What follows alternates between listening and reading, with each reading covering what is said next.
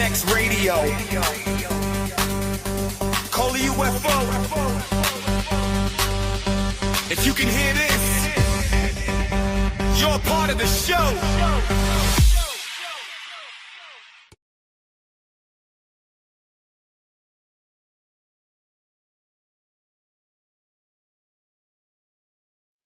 Sorry about that. I said hello, everybody, and welcome back to another episode of SNX Radio. I'm Coley, also known as Coley UFO, and it's nice to see everybody here tonight. The chat was starting to go crazy, so it's awesome that everybody's here. We have an amazing guest. I can't wait. We're going down the Bigfoot lane tonight, but yeah, I just want to start off by saying, and a special thank you to Blazer, because he's behind the scenes producing this, so I greatly appreciate all he's doing to try and alleviate some of the stuff on my end. But yeah, it's awesome. But Charo, I'm so sorry that I've been calling you Charu. Gerald told me today it's Charo. So Charo sounds, I hope I said that correctly. But yeah, so Jane, otherwise you guys know from Midwest Night Watchers. They're awesome. So if you have not subscribed already, get over to their channels and do so. They are amazing. Jeff, it's nice to see you. Gary GC is in the house. David, great to see you and welcome. I know I saw a bunch down here. We have Bigfoot Zone. Great to see you. And William Nighthawk. Hey, what's up? And I did not get a chance to check my messages yet. I did get back into my other Facebook account. But yeah, I did not get a chance to check those, but I definitely will. PNW Rush, it's great to see you. Kurt W75, always nice to see you. Let's see here. Yeah, Moon. Oh, hey, Moon at noon. That's awesome. I love to see the chat go crazy. Sometimes I can't keep up. Like, I'm trying back here to get everybody. So just know that if I did not, oh, hey, Shelly Montgomery's back. Nice to see you. Let's see here. I know I saw somebody else. Wow. It's hopefully everybody's having an amazing night. John Allen, it's great to see you. David, welcome. And let's see here.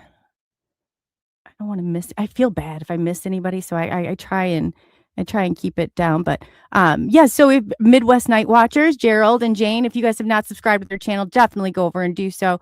And everybody else here who has a channel, show your support to one another. It's definitely a community that, we got to do that for each other. So tonight we have, I'm going to bring Daniel out. If you guys have not met Daniel, he's great. He's got great, you know what? I'm just going to bring him out. And he had a show. I always think people who have had their shows always do a better introduction than what I do. So without further ado, welcome, Daniel. Hey, I don't mean to make you do the hard work, but you know what? I'm going to put you on the spot anyway. So why don't you tell everybody who you are, what you do, and why you do it? Yeah, no problem. I'm used to being put on the but anyway, it's all good. It's come to the territory now, so you just got to accept it. That's true. I know. There's no way around it, I feel like.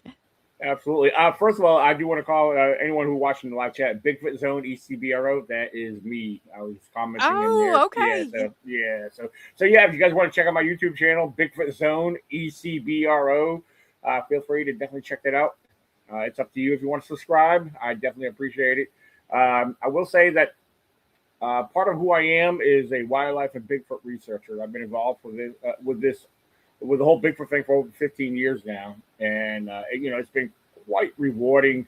It's been an exciting journey. The adventure has come a long way, and I'm going to tell you what: the more I get involved, the more I step foot out in the field, it never disappoints. It's far from disappointing. But I will tell you this, if you guys want to get a feel of what kind of field research that I do, me and my team, one of my team members, David Lester, is in the live chat. So you guys say hi to David on there. I want to give a shout out to him. And also to his wife, Melissa Lester. I won't mention on live air, but prayers are going out to her for the testing that she's going through. Hopefully those results come back, clear. Yeah. Well, so, we send our love also from here. Yeah, that's really nice so that you mentioned that. Absolutely, yeah, because she went through a lot before, and things are kind of giving them a scare right now. They're doing some tests, and again, hopefully all that comes back out okay. Um, so yeah, and a Don't little forget bit your about. grandson. Oh yeah, of course, Caden. He's in bed right now, but I'll play this back for him later and say, Caden, I love you, and don't worry, we will go camping soon. He's been bugging me to take him camping. Actually, this past weekend, I couldn't really go out to where I wanted to go, so I took him. We set up the tent in the backyard, and we camped in the backyard this past weekend. So, That's cool. Do you Yeah. take him out squatching with you then? He's been out a few times with me. Yes, absolutely. He loves it out there, and and one of my new books I just published is based off of me and him. It's a short little kids book called Caden Goes Camping. So it's a fictional. Oh, that's awesome. Yeah, and, but in the book, Caden discovers Bigfoot in the book, which did not happen in real life, but maybe that's yet to happen. So, but I want. Oh, that's amazing. His name's Caden? Caden, yep. Caden. Well, hello, Caden. We want to say hello from you here. We're glad to have your grandpa here tonight. So that's awesome. Absolutely, yeah. He's in bed right now. I got to get up. I take him to school in the morning. He's 5 years old. So, and he's even though he's my grandson, he's like my best friend. He calls me dad. He knows I'm his grandfather, but I'm his dad figure. So. Aw, that's awesome. Kids are that age too. They're, their imaginations are still running. It's like they can do anything yet. They don't have all those restrictions yet. I love that age. Absolutely. He's a smart little booger. My parents get blown away how he knows how to operate the tablet that I let him play with almost every day now. So he likes watching his cartoons and doing his little thing on there. My father's like, he said that little son of a gun knows how to turn it on and knows the password and everything. I said, Dad, I showed him all that. I mean, he knows he picks up on that. He's kids. We fail to forget that kids, their brains like sponges. They absorb everything. So whatever we present to them, they're gonna pick it up. So yeah, he's quite the character. He's a lot of fun to be with, play with, and I just I can't get enough of spending time with him. Oh, that's awesome. You guys are lucky. I was like that with my grandma. I mean, everywhere she went, and I would never take that back for anything in the world. It's amazing to have that. Yeah. So he'll love that his entire life. I guarantee it. Oh, for sure. So, you guys check that out. While I'm talking about books, like I said, that's one of my newly published books. It's they're not set out for global distribution quite yet, but you can find my books on lulu.com. One of the newest books I just put out there is I'm having a brain fart. Trail of the Unknown, a journey beyond truth. So it's based off a lot of research, and it's the way we should look at the research itself. I present things very objectively without dismissing things. So I want to be careful how I present that to everybody. A lot of people that know me over the years are like, I'm a negative Nelly. No, I'm just an honest person. So I just want to throw that out there. I'm not a know-it-all, but I do present things very logically. I want people to think critically and know that the truth is out there. And I will tell you, even though if you read my book, be careful how you read it and comprehend it, because the book itself speaks for itself. The truth is out there. Bigfoot does exist, but the book is presenting things very objectively. It's so we could look at things not. Let me lay it in other terms. Not everything's Bigfoot in the world, so let's just keep it at that. But I look at things scientifically. I am again, I'll repeat it again. I'm a critical thinker, and we need that. Yeah, and it's easier said than done, because when I first stepped foot in this field, everything was Bigfoot. Everything was Bigfoot. Yeah, because I was like kind of going along with the crowd, because everyone's like, Bigfoot this, Bigfoot that, that's Bigfoot, that's Bigfoot. And it just didn't make sense to me, but it was exciting to go along with it, until you're like, whoa, except that, you can't be like that. I grew up in the world. I grew up being in the outdoors. Ever since I was a young kid, I learned about the wildlife. I learned about the outdoors. I observed wildlife. I studied wildlife, and as I got older and got involved with this wildlife, apart from Bigfoot, became more of a focus. So I can understand. You got to know your wildlife in order to understand the unknown. One That's thing I true. say, one of the most common things I say out there, and I will tell everybody: learn and know what is known before seeking the unknown. I share that quote very openly. It's in my books. It's in my blogs. I even have it on my Facebook page. So, Say that again. learn and know what is known before seeking the unknown. I like that. Yeah. So, Because there is too, but I know when I was like ET was like, and UFOs and all this stuff where it was in the height of the activity, it's like you are so excited and you want so badly, but you're right. It really does take somebody who is, you got to be a little bit of an outsider, an objective, not subjective in it, right. Absolutely. Absolutely. Um, you know, for those who know me or those who observe me that may have, just stepped foot in or just started to listen to me, I don't want people to get the wrong idea about me. I do keep an open mind on a lot of things. As far as Bigfoot, Bigfoot's my main focus in the study field here. However, there's other things that I've heard about over the years that I would have expected to experience. So there are things out there that's happening in the woods, in the forest that we would never expect to experience, but it happens. There are things that we see out there. David could tell you, for example, David that's on the live chat, he could tell you. William Nighthawk on the live chat, he knows a lot of what I've experienced. So yeah, William just said he's a great friend and a younger brother and a hell of a researcher. So I've heard wonderful things about you. well, thank you, I always William. ask around. People have Absolutely. great things to say about you. Well, for those who don't know William Nighthawk, that man is full of knowledge. He's got a lot of wisdom under his belt, and I was privileged to. I mean, I've had him on my podcast before. I've had him. I did a live camera interview in person at his home, and that's another thing I do. I produce independent films. It's a new series called Bigfoot Explorers, Oh, and very cool. yeah, so it's a little bit about that real quick. Uh, we're boots on the ground. Our film is starting to pick up on live streaming. However, it's not for your entertainment. And I'm going to explain that very shortly. It is basically what we do. It's to give people an idea of what we do out in the field. And I've always put field videos out on my YouTube channel, by myself. I've been solo for many years. And then I started picking up with other members where I've gotten, a group together. We go out every year and we do boots on the ground.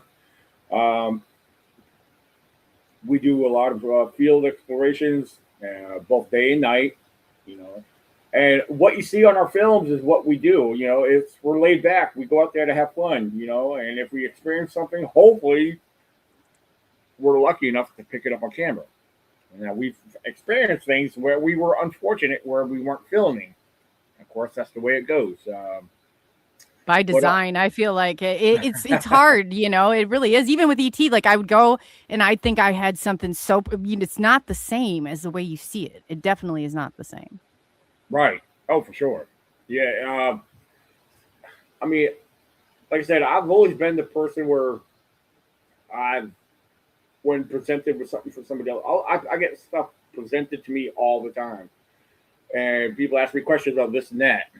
And over the years, I'm like, I've always came at them with the most logical explanation possible. Now that I'm experiencing some of the things people talk about, I don't know. It leaves more questions in mind. Like, what am I seeing? What am I experiencing? Is this related to Bigfoot? I don't know. There's strange we want to put it in the realm of paranormal, because paranormal is a lot of phenomena that occur that are unexplained by science. So we don't know what we're experiencing, but I don't know. It's very strange. So shout out Do you to think Melissa that they Lesser. cross? I know that the paranormal, everything kind of gets shoved. I feel like that's the broader spectrum into the paranormal. But do you think that, that these all cross at some point? Because it seems like the more I get into it, and like yourself, it's like the more answers I get, leave many more questions to be answered. Mm. I mean, Do you think that they cross in some way? Do you think they're aware of one another, or is it, do you see them as, some people see them as the same phenomenon, just in different, I guess cloaks or? Yeah, I mean, we want to, but can we? Is the question. I mean, that's a question. That's one of the questions that are raised. Is like, is this related to Bigfoot, or could it be related to some other cryptid? First of all, let me back up and ask this question. I mean, this is a question that kind of, that kind of gives focus on a lot of things here. Is what is Bigfoot? That's the question. Now, there's a lot of theories out there. You can have everybody say it's this or that. We don't know, but is Bigfoot more than flesh and blood? A lot of people believe so. But with all the strange phenomena that we experience, like for example, I'll throw this out there: strange lights in the woods. All right, so I've experienced strange lights up to 4 years ago in the state of Pennsylvania. On a couple different occasions, I've seen lights in the woods there I couldn't explain. Like, what the heck am I looking at? And then during our group campouts here in Virginia, me and David witnessed seeing this round ball of light. It didn't illuminate nothing around it, nor did it project a beam like if it was a flashlight, spotlight, or anything. So, do you think it was an orb?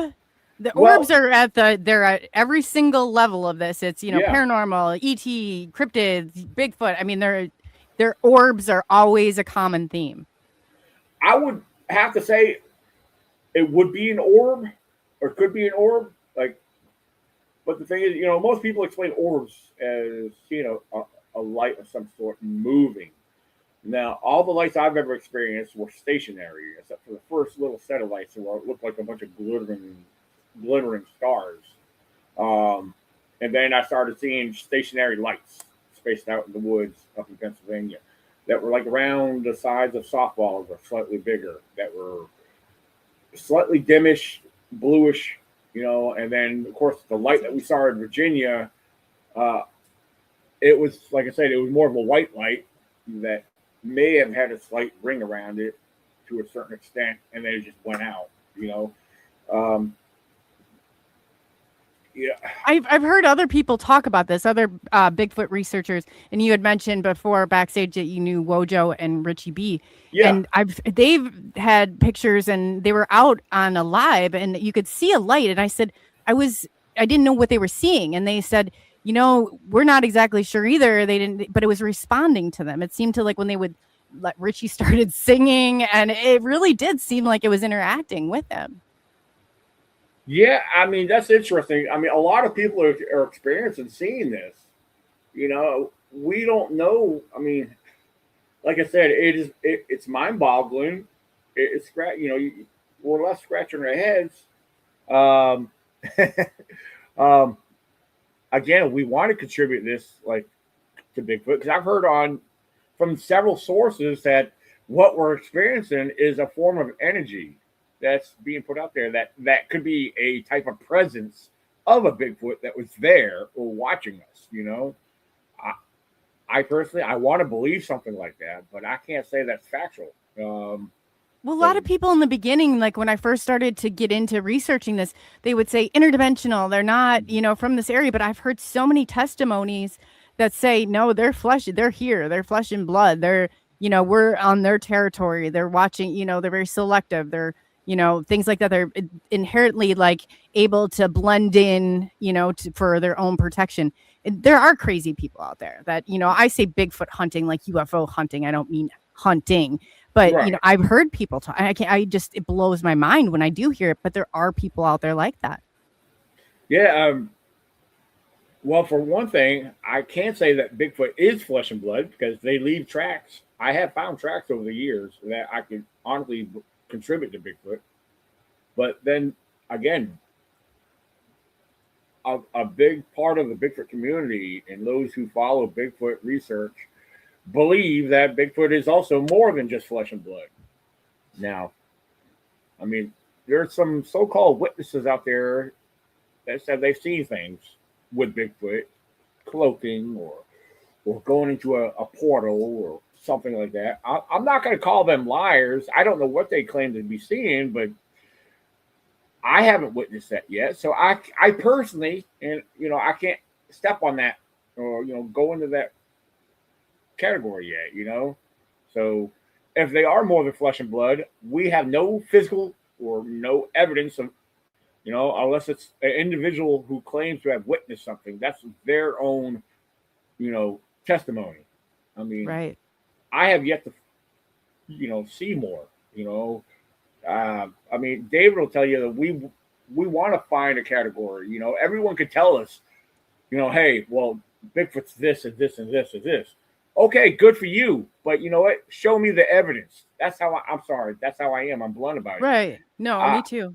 I tend to get fed up when people tell me all these so-called facts when they don't have no evidence to prove the facts. That's where I stand. It drives me crazy. I get on these kicks too. I'm like, you know what? Your story is good enough. There's no need. I've had a group take me out and literally stage it. You can see it a mile away. Once you've been doing this for so long, I'm like, oh God, it's not that I believe they genuinely had an experience, but I think that they think that they need 1,000 of them in order, because it's like this community is like a snowball effect. It's like one person starts, and then over the years I've heard people and how they've changed and how they've made it, and it's like you just distorted it. Now you're nobody out there, when we get that's confusing people. That is confusing.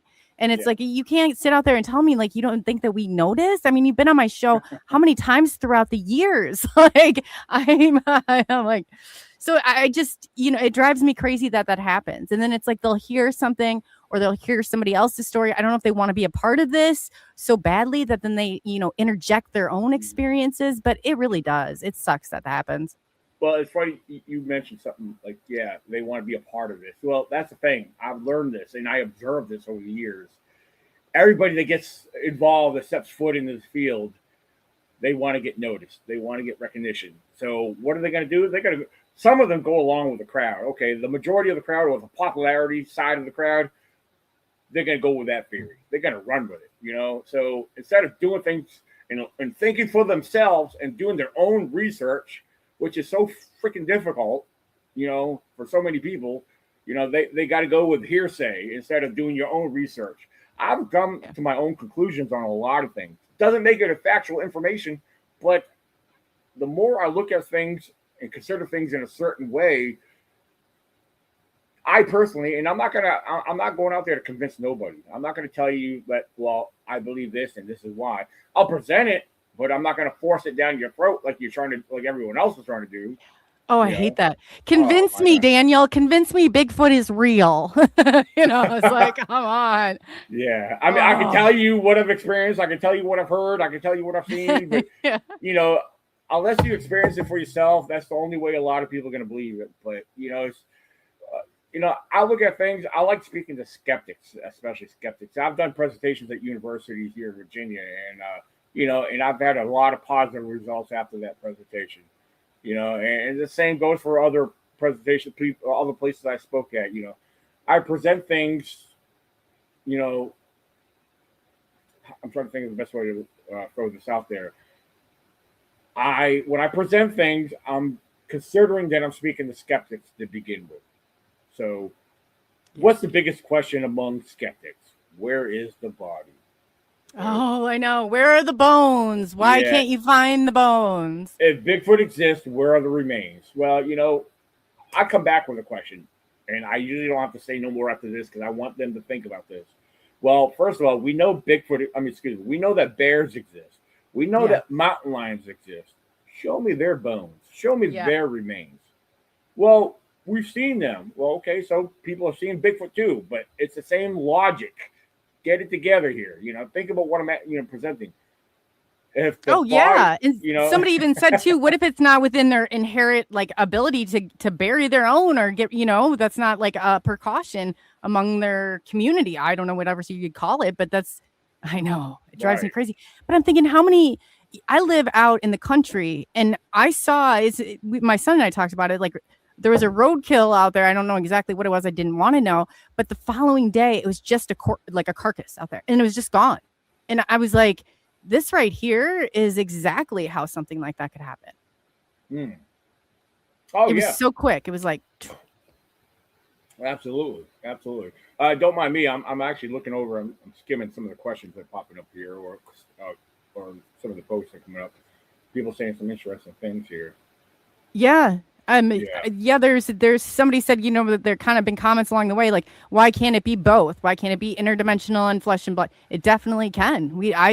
I'm not definitely putting out there, but there's so many people, and even in the UFO community, there's people that are like, if you don't say ETs are all good, like they're not, they're so offended. And I'm like, you know what? That's a control mechanism. That's your narrative you're trying to protect. That has nothing to do with research. Now, like, I like what. Let me scroll up here. Where did I just seen it? Midwest Night Watchers. I like how he worded that right there. He stated how cryptids could be paranormal, dimensional, shape-shifting, and flesh and blood. Bigfoot might not fit into our box of explanation. That would, to me, the way he worded it, or whoever they are worded that, like I said, could be. I like how they worded that. Could be.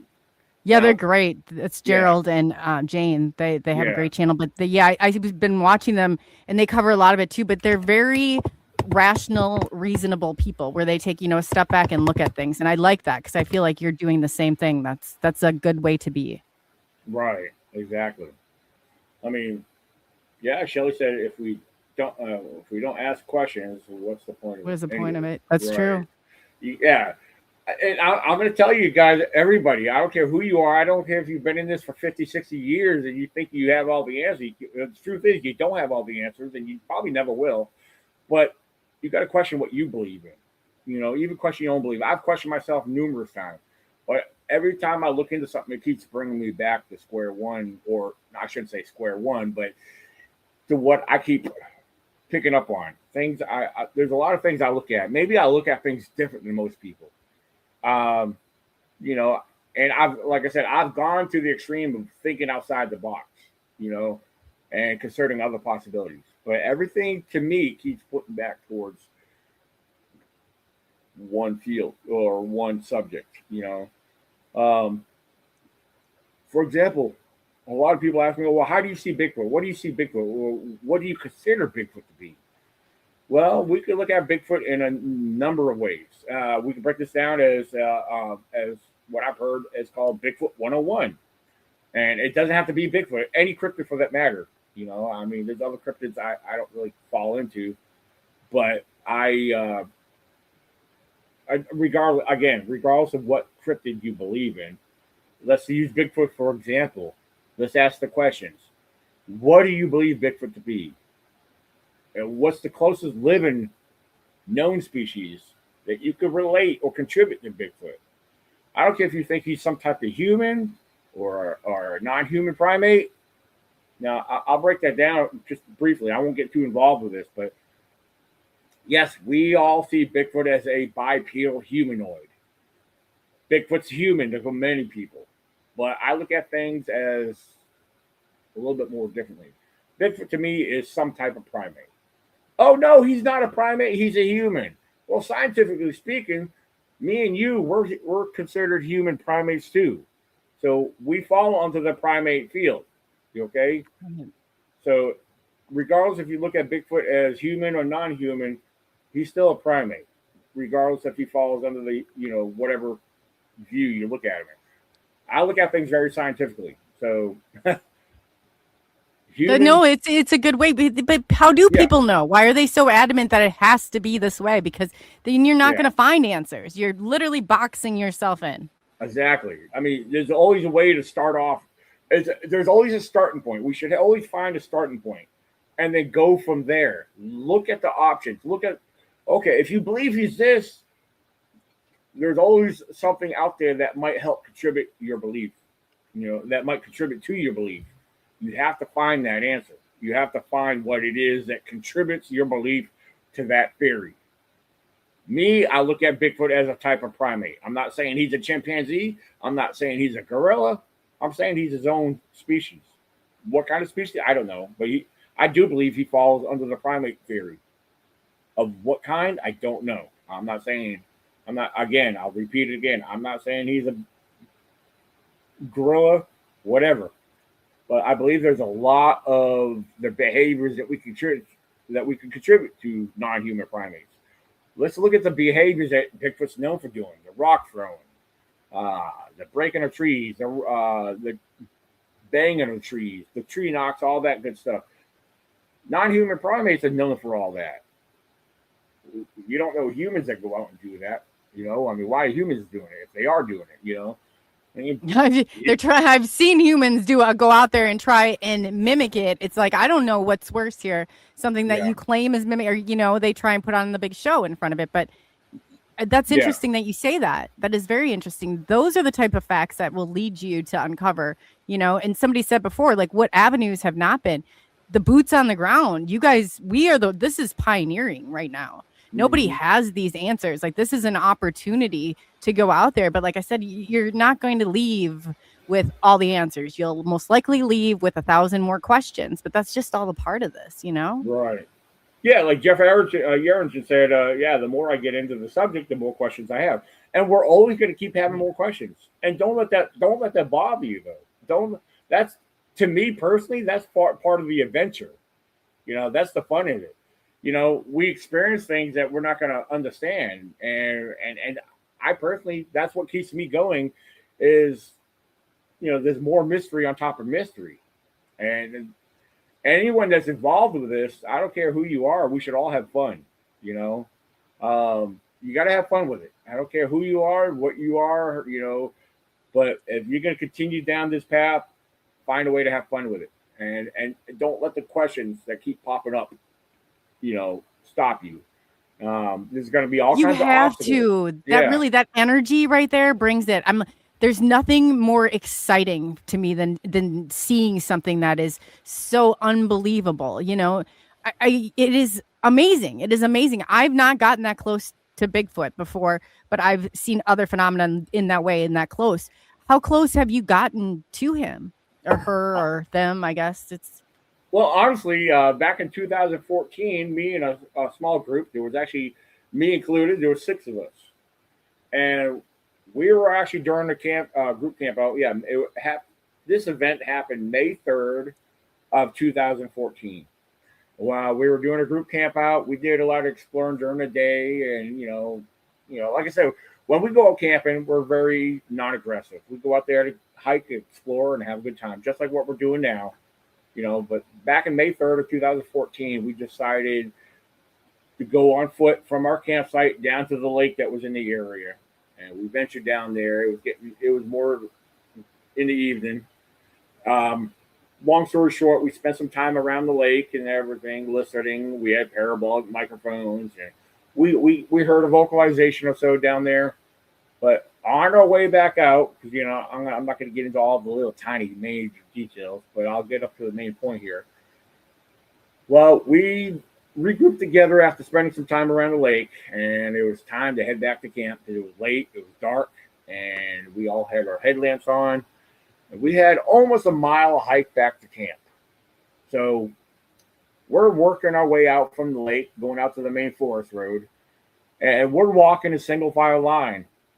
And I'm leading, I'm up in front of everybody. Everybody's trailing right behind me. And again, you can hear everybody talking. We're all having a conversation, talking among ourselves.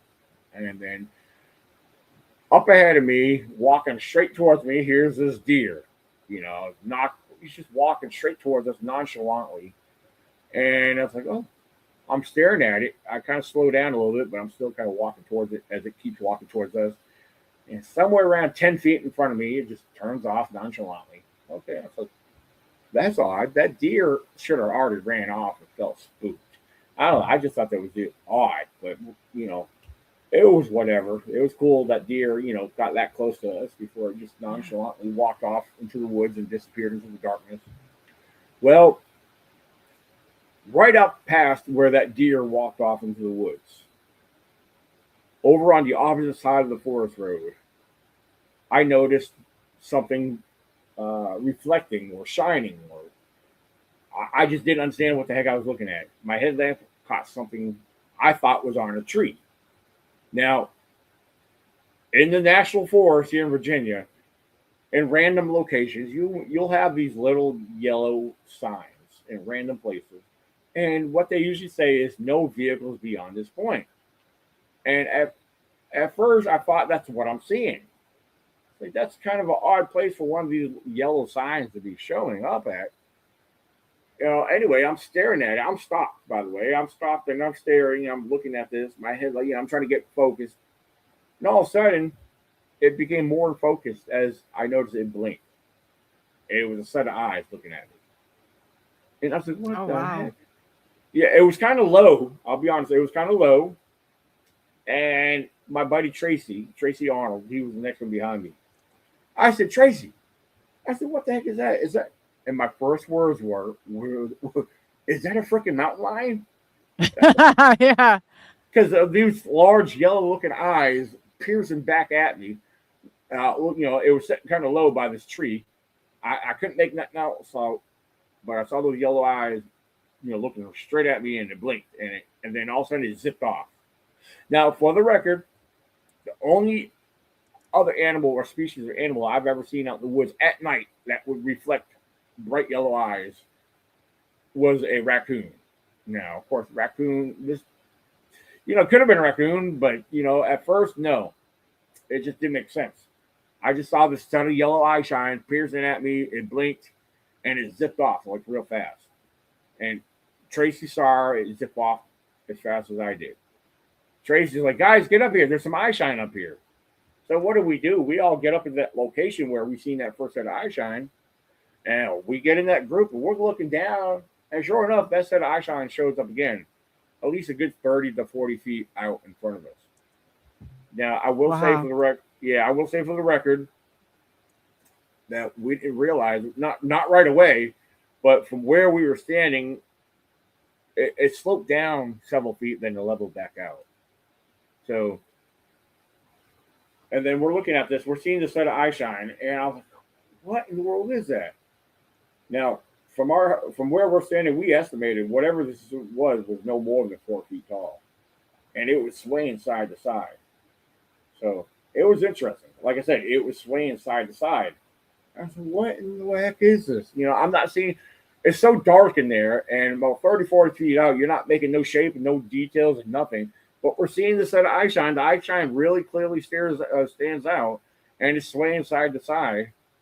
And while we're observing this, probably about not even quite a minute later, about 5 to 6 feet to the right of this one, another set of eye shine appears. Oh, wow. And this set of eye shine is another 2 feet taller than this 4 foot one. And it's not moving, but you can see it on occasion, you can see the eyes blink. Same color eye shine. They look identical to the smaller one, whatever the heck we're looking at. And we're seeing the small one still swaying side to side. And we're looking at this other one that's probably around 6 feet tall. And, like I said, it's just staring at us. And on occasions, blinking his eyes. Now, I will tell you, for the record, I'll state this a little early. And, I'm trying to think of every known species that I know that exists in these woods. Sure. Nothing's adding up right now at this point. It's very strange, So as we're observing this, I'm looking through here. Like I said, it's real thick, a lot of bushes, trees. It's very dark. And, even with a headlamp, you can only see so far with these headlamps. A couple of us had some bright headlamps on. But I will tell you, as I'm looking along, looking through the bushes, something down below on the bushes, almost on the ground, caught my attention. And I'm looking at whatever this is on the ground. There was another set of eye shine, a third set of eye shine, but it looked like it was on the ground. Wow. And I'm staring at it, and as I keep my eyes glued on it, I'm I don't know who's hearing me, but I'm talking about it. I'm pointing at it. And I'm trying to keep my focus on it. And as I'm staring at it, this third set of eye shine looks like it goes from the ground and starts growing or raising up. And it's going up. And the bushes were easily probably around 6 feet tall. And I'm seeing the set of eye shine come over top of the bushes. And by the time it stops, this third set of eye shine was towering over the 6 foot one by another 2 feet. So now we got 3 different subjects here. One at 4 feet tall, that's still swaying side to side. We got something here at 6 feet tall. Now we're looking at something that's approximately around 8 feet tall. Oh, wow. And now I will say this again, Bigfoot Sasquatch wasn't even in my mind. I wasn't even thinking Bigfoot or Sasquatch. But Tracy, my buddy Tracy, I don't know what made him say it, but he said, "Guys, we got squatches." I was like, "What? No way." I was like, "There's no way." It's just squatching what? I mean, the height levels of these eye shines wasn't adding up to any known species of animal that I know of.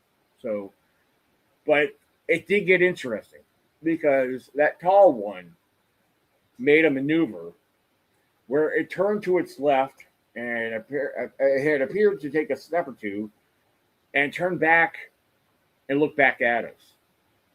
But now when it made that maneuver, I believe the light caught the angle of the body just right, because what we saw next was a set of very wide, broad shoulders and a big round head that was sitting on top of those wide, broad shoulders. And I can tell you, whoa, these were not bears. By no means.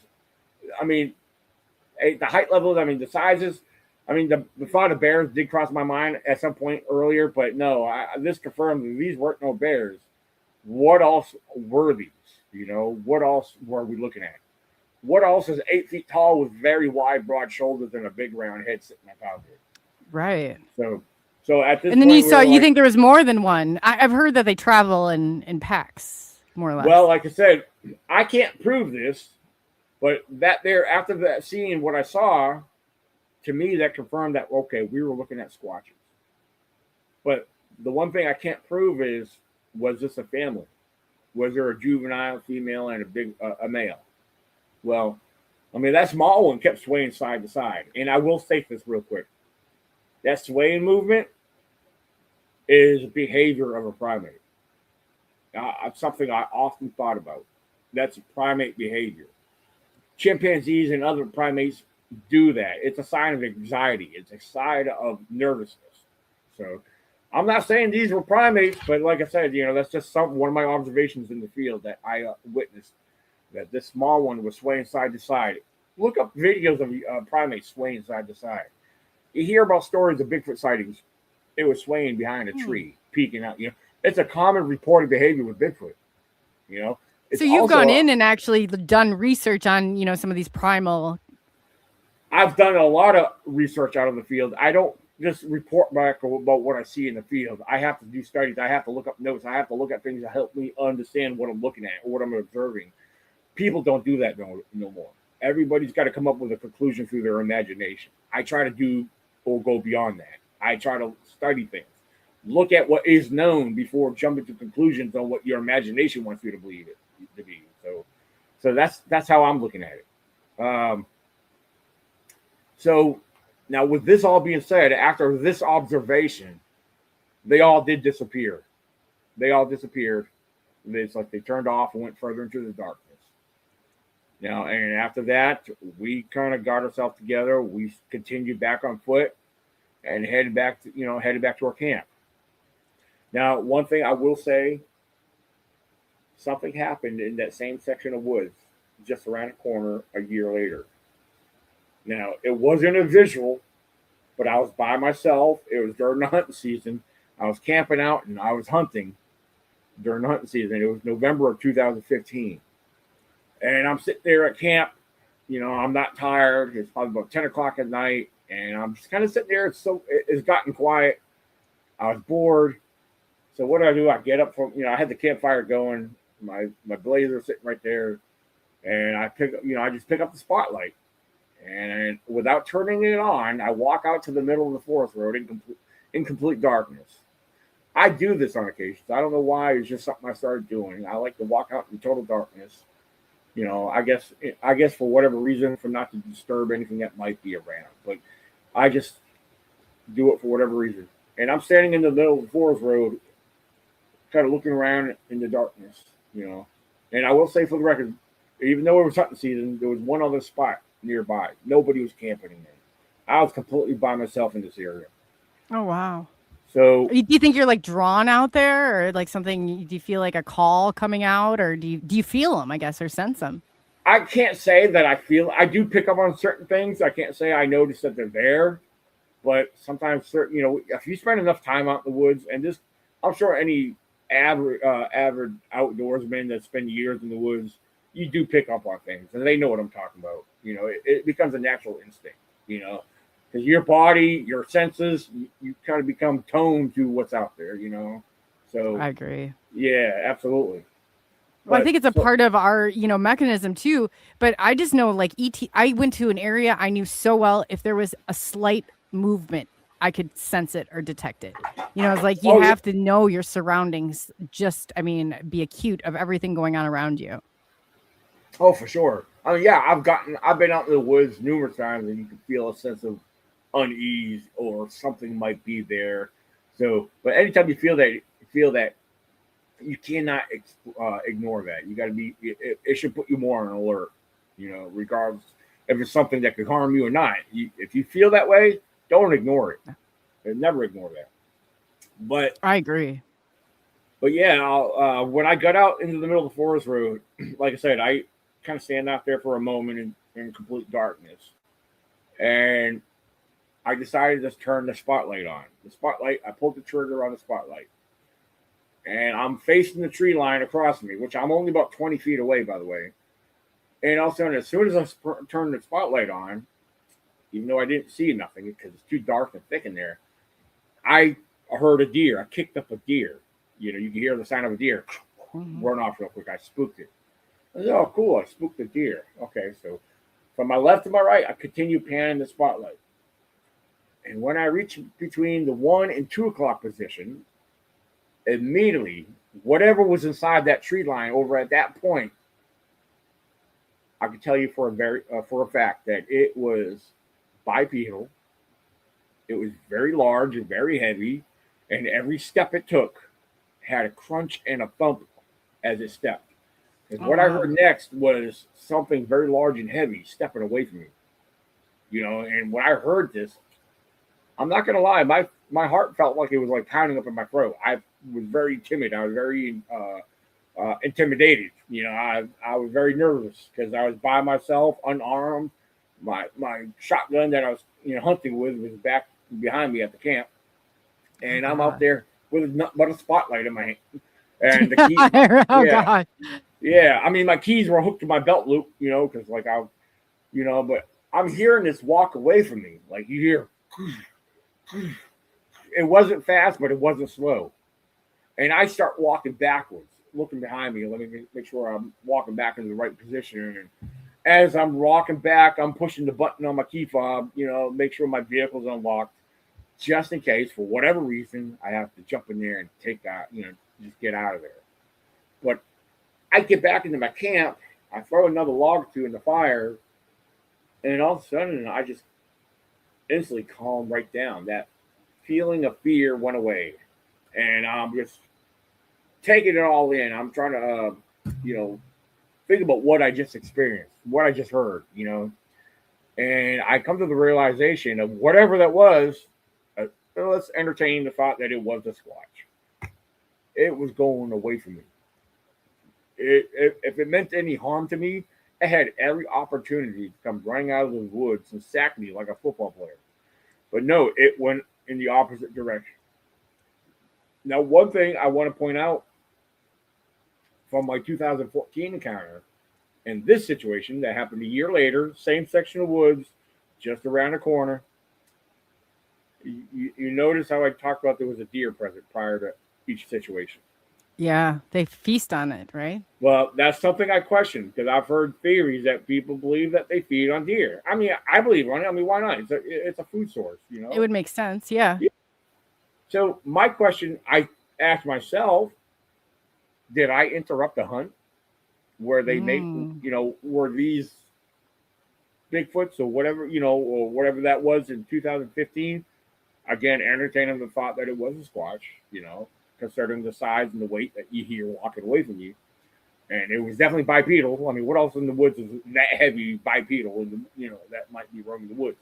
So, I mean, I question that. I mean, did I interrupt something? I want to believe that that was a good possibility. That, I don't know. It's just something. But that would make sense, though. They would need, because it seems like the things that are certain is they're near food and water sources themselves. Right. And of course, and there is water sources there. Like I said, the first encounter in 2014, we were coming from the lake. Well, for the record, there's a river, a small river that flows through on the backside, and there is a creek and a stream. They come in and join the river that feed into the lake. So there's water sources there, and usually in these areas, there's always deer in this area, these areas in the evening anyway. So it's an excellent feeding ground for any predator. Coyotes, the coyotes. I hear the coyotes there at night all the time. So there's predators out there and plenty of prey to feed on. So, I mean, it's an excellent feeding ground for predators to come hunt. I mean, it only makes sense for anyone who knows the area where all your prey come into. Your prey, your predator is going to follow. Oh yeah, absolutely. But, and that's true. It's we're all a part of a food chain. There's somebody out there that's, I mean, that's one way or another. If they're lacking food, they're going to prey. They're going to hunt. It's just a survival mechanism. Yeah. I mean, look, I mean, I've watched The Lion King plenty of times. So we live in a circle of life. Yeah, we do. We do. People don't like it. That's great. But it's not a fact of if you like it or not. This is a reality. It's like, right. I always go back to, I don't even like to talk about that movie Alive, but what you will go to and what extent you will go to in Darwinism to stay alive. I mean, we're kind of geared and programmed that way. Yeah, absolutely. Absolutely. But, like I said, over the years, I mean, I tell you what, I just, if I had a way to live out there, if I had a way to be funded to be out there more, I so would, I just can't get enough of being out there in the outdoors because there's so much more to experience out there. There's a lot of people have no clue what's out there. I mean, there's more out there than we can even comprehend or understand. It's just, I don't know. There's a lot of little things. I mean, even the small things I've experienced up to now, and it just doesn't. I don't know. I'm trying to think of the best way to word this is. It's not enough. The more you experience, the more you want to get more experiences. Oh yeah. Yeah. I'm one of those. I'm willing to admit this. I'm one of those thrill-seeking personality, type people. And it's like, what's next? I mean, at what point? It's like, what is you do it. Part of you, it feeds inside of me anyway. That excitement. Yeah, it's kind of like you hear of those adrenaline junkies. Mm-hmm. Well, it's the same thing for me. I mean, yeah, there's certain things out there that get your blood pumping and adrenaline running, but even without that, there's this other surge of energy that you get pulled into when you experience even the slightest things. It's kind of hard to explain, but you just got to keep going after it. You got to keep going after it because the more you experience it, little by little, you might start to understand some of it. So that's true. That's true. You got to go out there, boots on the ground. If you're going to, you got to walk the talk. I agree. Oh, for sure. Absolutely. I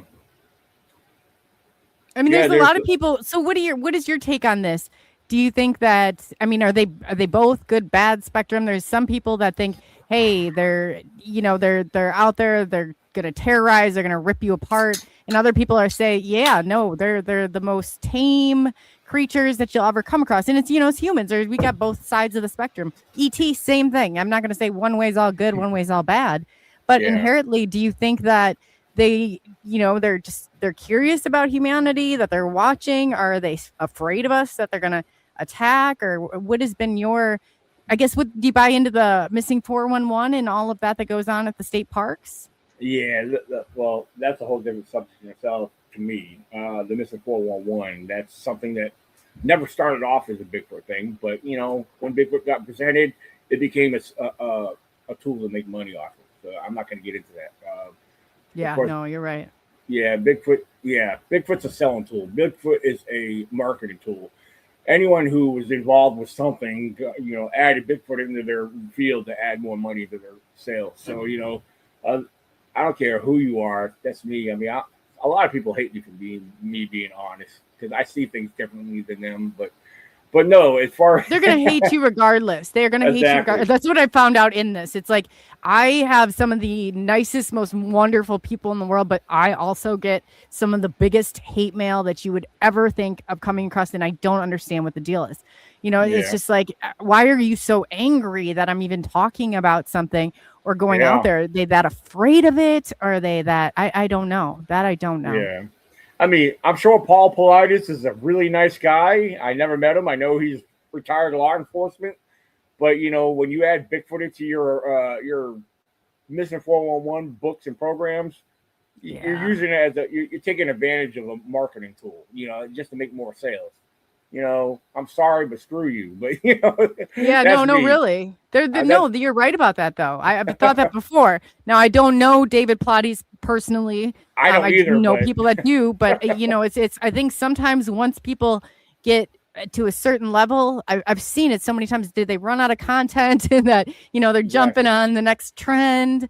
It does nothing but confuse a community when that happens. Exactly. Now, as far as you asked about Bigfoot being aggressive, pretty much, I'm going to put it like this: any wildlife could be aggressive. I don't care if it's the cutest little rabbit to a deer, raccoon. I don't care what species of wildlife you're dealing with. Don't put yourself in that position for them to become aggressive. Most wildlife is very protective of themselves and they're young. Even a snake, you could have. I mean, I've come across venomous snakes all the time. I don't care if it's venomous or non-venomous. Don't mess with that snake. Respect that snake. Yeah, you're right. You're right. Don't put it in that position to strike, because people misunderstand a lot of these species. I mean, I love observing wildlife. I don't care if it's a reptile to a mammal, or to the smallest to the biggest mammal, or whatever. Every species of wildlife, amphibian, reptile to like I said, mammal, whatever. Observe it, witness it, but respect it. Don't play with it. Don't. They can all become anything aggressive. Into a corner. Well, exactly. I have an irrational fear of certain animals are. Spider bite. I mean nothing by this. Who's in chat? But I go for a shoe. I go for the can. I go for anything I can find, and I am going. And it's not that necessarily was going to harm me. I just have some sort of irrational fear towards it for whatever reason. We have that. Absolutely. Oh yeah, it's a natural instinct. But it's interesting because one of the incidents I had with a snake, well, it wasn't me per se. I mean, I was involved because it was never happened. But I've come across snakes numerous times.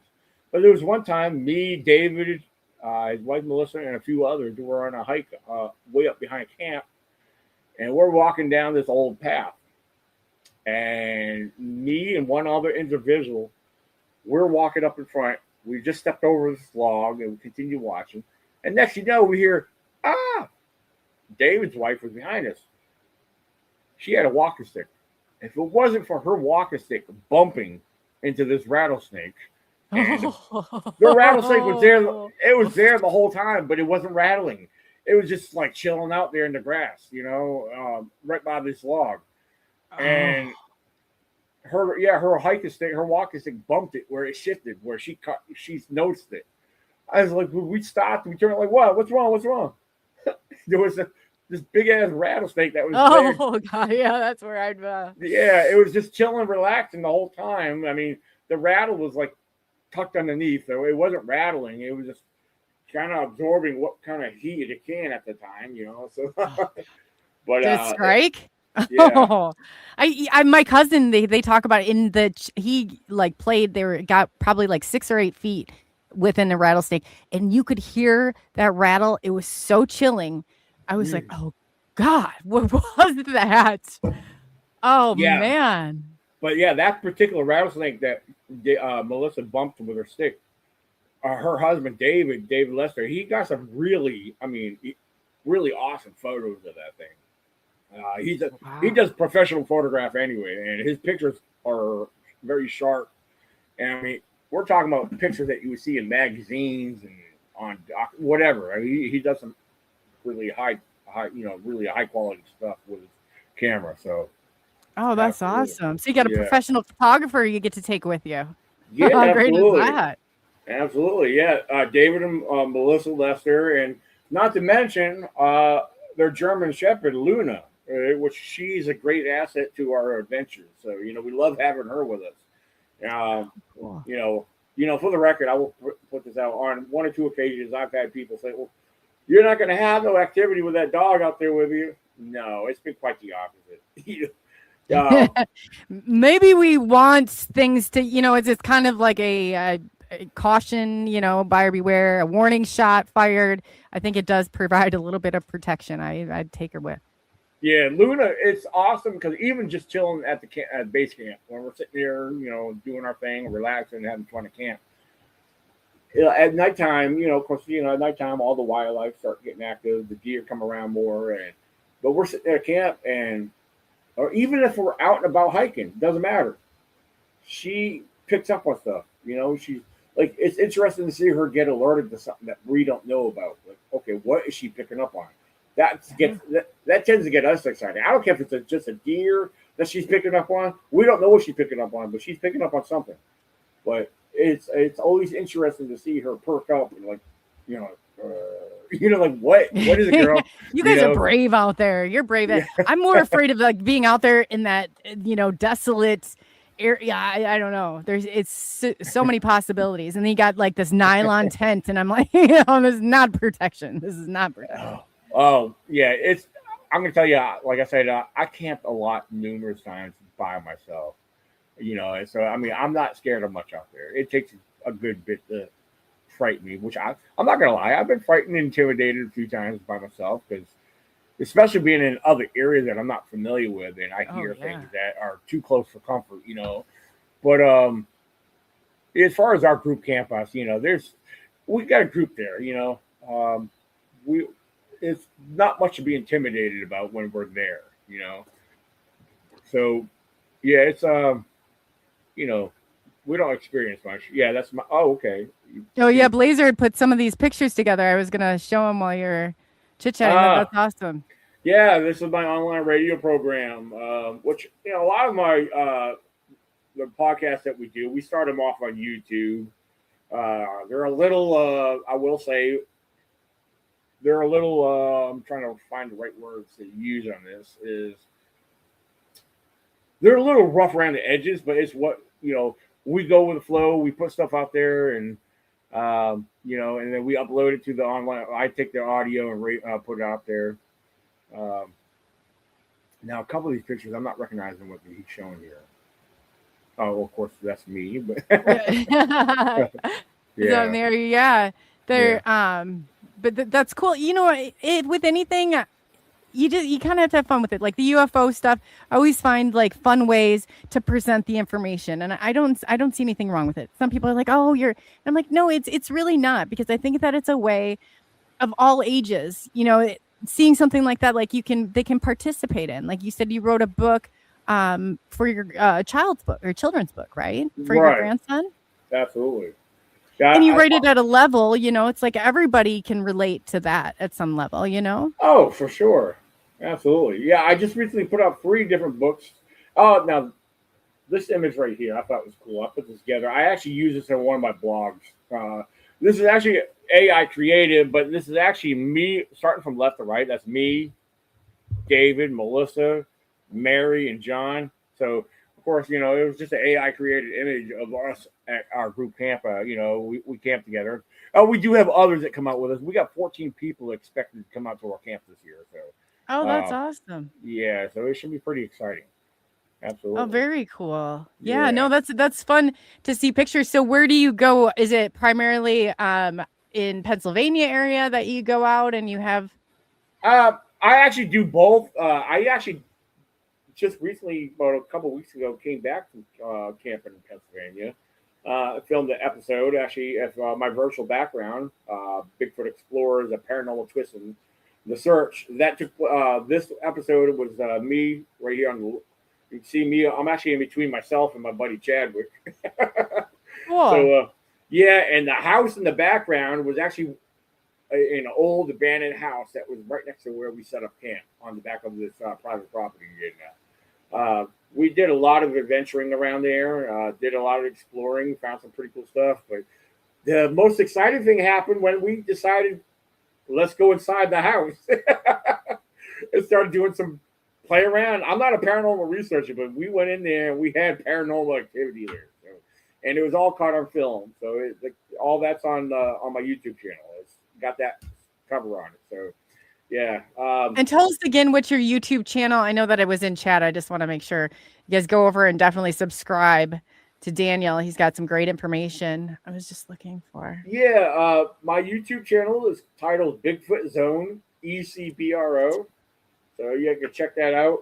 Now, Bigfoot Explorers, I am adding it. I've been uploading everything on my YouTube channel, but it is just starting to stream on Fossum TV network. Now, I will say this. Fossum TV, I don't know, they need to get their crap together, because if you go to Fossum TV and do a search for Bigfoot Explorers, it's not showing up. But if you go into or doing a Google search for Bigfoot Explorers on Fossum, you will see it will pop up season one, episode 1. They finally got that up there, but you won't find it under their library search under their platform, which is weird. So, but yeah, like I said, we are streaming on Fossum episode 1.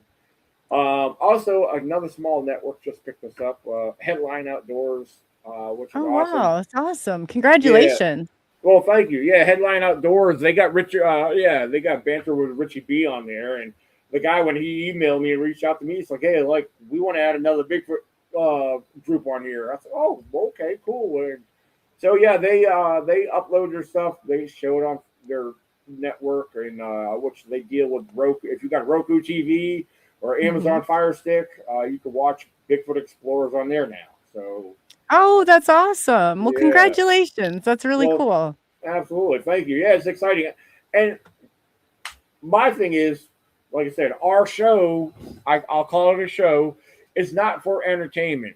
We're not out there like Bigfoot Explorers and get your excitement to keep watching. We're not like Finding Bigfoot. We don't have a production crew following us around. We're boots on the ground. We have a lot of gizmos and gadgets. We use technology, but we don't go out there producing stuff to keep you watching. We're not for entertainment. Those shows are for entertainment. Those guys gain popularity because, you know what? They're part of a large network. Yes. We're not part of a large network. Our content gets out there from YouTube and whatever other platform that wants to share our content. We're thankful for what does get put out there. And that's so true too. Yeah, and I wanted to put out there to spread awareness. I'm all about spreading awareness of research and what we do. I want people to see what it's like for these boots on the ground researchers to go out there. You're not always going to see activity on there. I mean, no. If you're watching a show that produces thermal images and all these details all the time, it's entertainment, people. Wake up. Yeah, I know. I get so mad sometimes. I'm like, the mainstream is buying into it's not how it really is, and it gives people like this whole Hollywood perspective on it. And I'm like, they wouldn't know if they actually experienced it because of how it's portrayed. It does not happen that way. It does not. Right. Absolutely. Yeah, I mean, like I said, we've had experiences out there. We've had things happen that unfortunately, we weren't able to capture on camera. I presented in the films when I do the editing. I try to put illustrations out there and kind of give you an idea of what we did see. Now, like in the most recent one here, the one Bigfoot Explorer, the paranormal twist in the search with me and Chadwick. I mean, I try to make it more focused on him and his experiences, what he knows about the area. However, like I said, the paranormal side of things, when we investigated inside that house, yeah, we captured our activity on camera. I thought that was pretty cool, you know. So, but it is what it is. Awesome. Yeah, and I'm not, like I said, David Lester will even tell you, like, I don't go looking for the paranormal. The paranormal comes looking for me. But in this case, yeah, we decided let's go in the house and check it out. You know, I brought my little ghost balls to set them up to see what we get on them. He had, you know, Chadwick had his devices. And, you know, I have audio I have still yet to go through. But I have my audio recorder going. I don't know if that picked up anything, but at one point, like EVPs and yeah, exactly. Oh yeah, I'm all about it. Well, on my camera, I have a very expensive camera I use to film with out there. I mean, I use my camera phone most of the time too, but I have a very expensive camera. And when I was going through the audio and the visuals to do my editing, I thought, whoa, what the heck is that? Because at one point, Chadwick was upstairs on the, you know, I was in the basement. Chadwick walked upstairs, and you could hear him. You could hear him walk around and stop and everything. And at one point, he asked the question. And you could hear it. You could pick it up. I'm downstairs. I'm recording. I'm watching everything downstairs. And as he asked the question, some people say they can't hear it. But I played it back multiple times. He says, "Are you still here?" And I pick up, "Yeah." You know, and I replayed it and I enhanced the audio where you hear it again, because I guess, you know, it was kind of faint on the first round, but when I copied it and duplicated it with enhanced audio, I mean, maybe you need to have earbuds in, I don't know, but I heard it clear, you know, just fine. So, well, once you've been like, you know, listening to it for a while, or you're more like, you can hear, you know, it's just like anything, I think, if you're not as used to it. Oh yeah, absolutely. But yeah, I thought that was exciting because, you know, like I said, we got the ghost ball going off on its own. It was sitting on this little metal bench in the basement in the corner. It went off the first night. We actually were in there 2 different nights, but the first night is when we got most of everything. And it was steadily going off, you know, like, whoa, what the heck, you know? And then Chadwick had something he was filming with his phone, and he didn't catch it till after he went through his footage. And he's like, "Daniel, look at this. What the heck is this?" And he's filming it. He's looking directly at the bench where our little light ball is sitting at. And there's like this weird glimmer or shift in the screen from his phone. He said, "My phone has never done this before." You know, he has a similar phone to what I have. His phone has never glimmered or shimmered or anything. Like, you could see like there was a disruption in the matrix per se, you know. Oh, sure. It was weird. It was the weird thing. So, I mean, I was like, I had to use this footage. I added his footage, you know, in the episode because, yeah, I'm on one angle filming with my camera. You know, you can see it going off, you know, the device going off and everything. And then I wanted to capture, okay, well, hey, this is showing his device with the light going off, you know, I wanted to show, like, hey, we're not making this go off. It's going off on its own. These ghost balls, which are also known as cat toys, by the way, they're motion activated. They got to be moved, or, you know, something needs to set them off. We were about 4 to 5 feet away from these devices. So, again, we weren't doing this. So I was glad to use his, after me filming it going off, Chad's footage caught it going off at a different angle, and plus it captured the weird whatever that was on camera. So yeah, definitely check that out. This is the latest episode as we started season 2, by the way. So nice. Yeah. I'm all about paranormal. I used to be that person. I've kind of gotten away from it, but I always had a piece, like something in my purse, dowsing rods or Gosh, Yeah. the list is endless, but I have an EVP. It's a portal. It's a Huff portal, Wonder Okay. Box. So it Oh, has like two of the pedals on it. One is a noise reduction, and then the other one is I can't remember what else is on there, but it's like lined with crystals, but it extenuates. Like you can go back and forth if you get it going, and there's no white noise. oh, nice, nice. Now, I will Yes. say this for the record. You know, as far as here in Virginia during our group campouts, apart from seeing that strange, that round ball of light that we cannot explain, we've had activity at the camp itself. Now, my EMF reader has actually spiked numerous times during the daytime, but we've had things happen at camp. We've had the ball sitting on a stump that was very sturdy, by the way, about 15 feet away from us, while we're sitting around the campfire, and all of a sudden, David's wife, Melissa, like, Daniel, the light is going off. And like, we're looking over, like, what the heck? I wasn't prepared to capture it on camera then, but, the second night it happened again. That time I was more prepared for it. Now, so I don't know. We have some strange things going on around the camp. We've had our radios, brand new, fully charged radios, go dead from out of nowhere, Oh and yeah. then come back on. David's equipment, he keeps his equipment in the tent next to his other main camping tent, and he's had devices like his MP3 player that was completely turned on by its own. Oh yeah. So, Oh, so we've had some weird stuff happening around there. I mean, what the heck is going on there? So, yeah, we've talked and discussed about this. Could this area be haunted? Because there are remnants of old homesteads throughout this part of the forest out there. So we don't know what's lurking out there. no. There's some strange stuff that's going on out there. Doesn't it seem like there's with the paranormal and I'll say ET, they all seem like to cluster in certain places. Yeah, I would say so.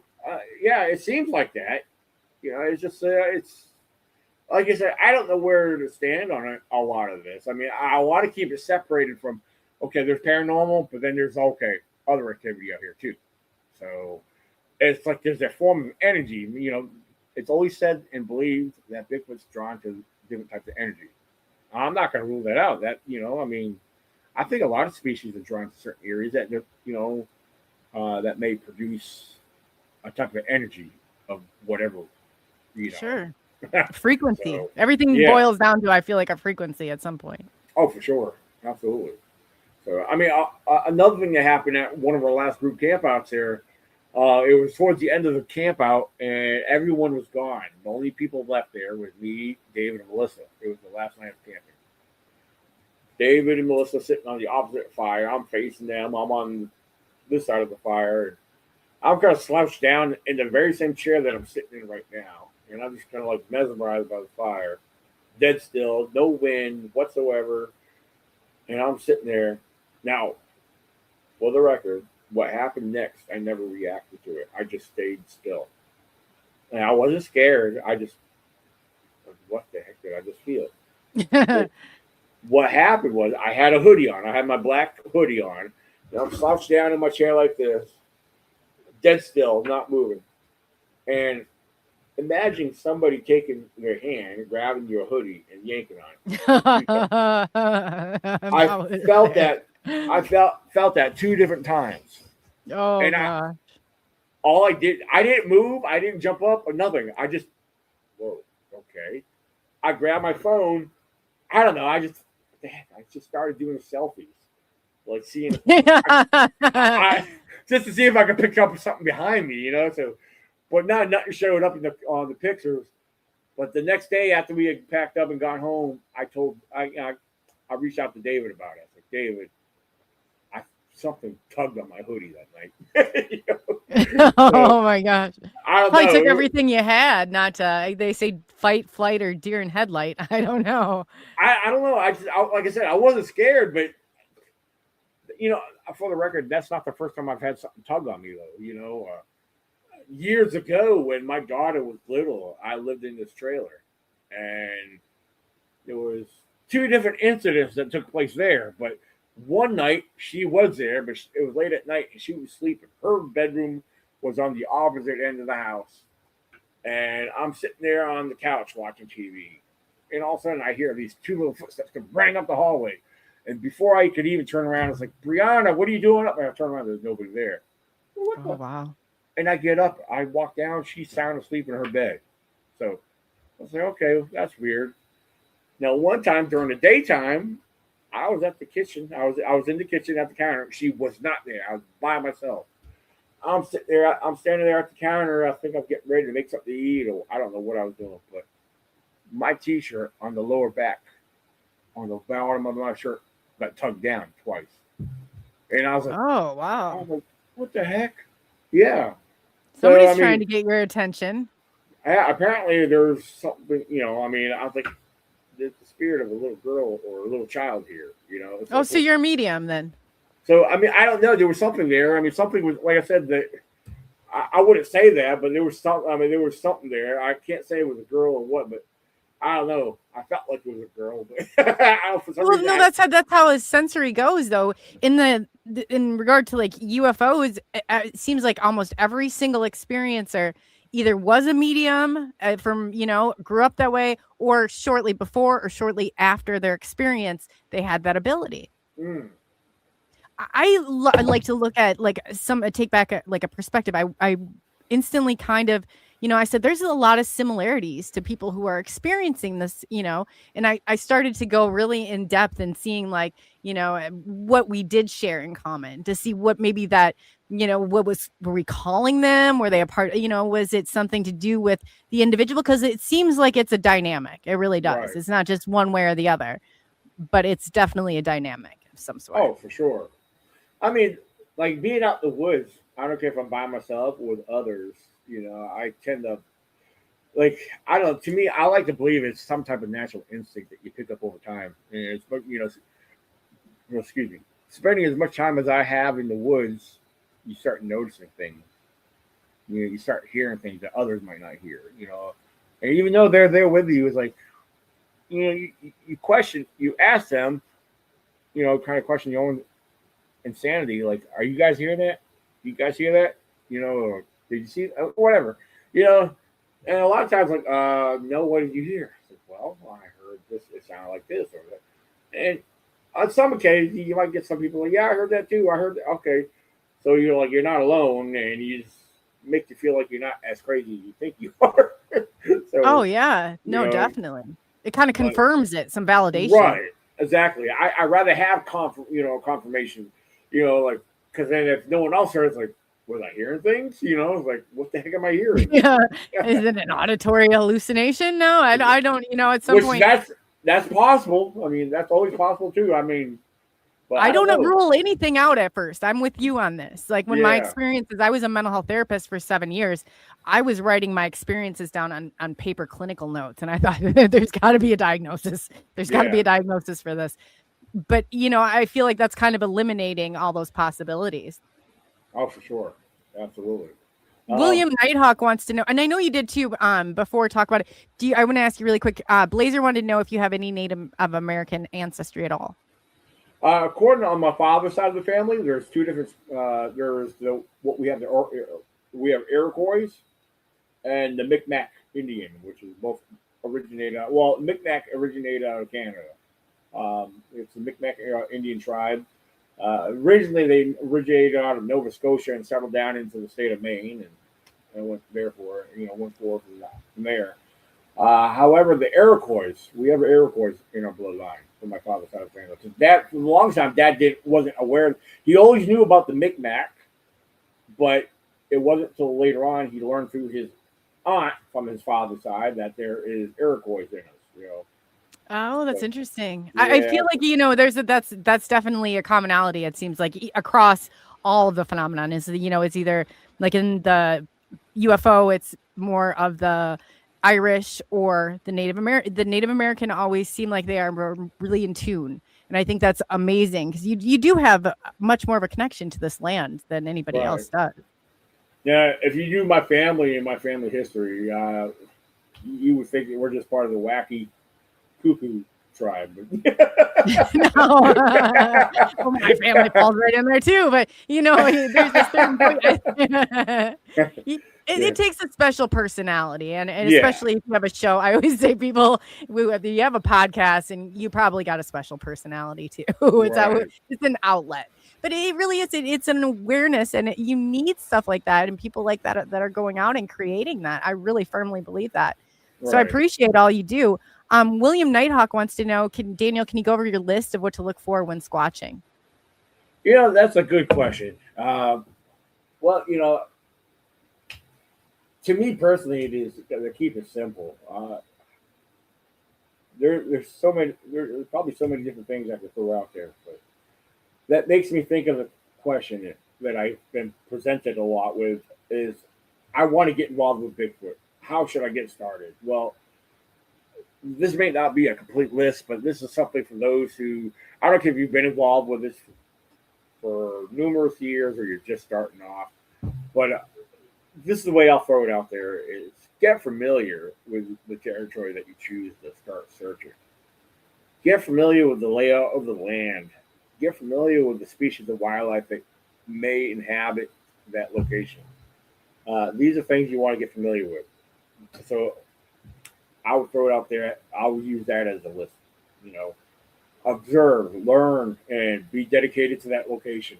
Observe it, spend time in that location, and get to know the area from time to time because that area is not going to stay looking the same.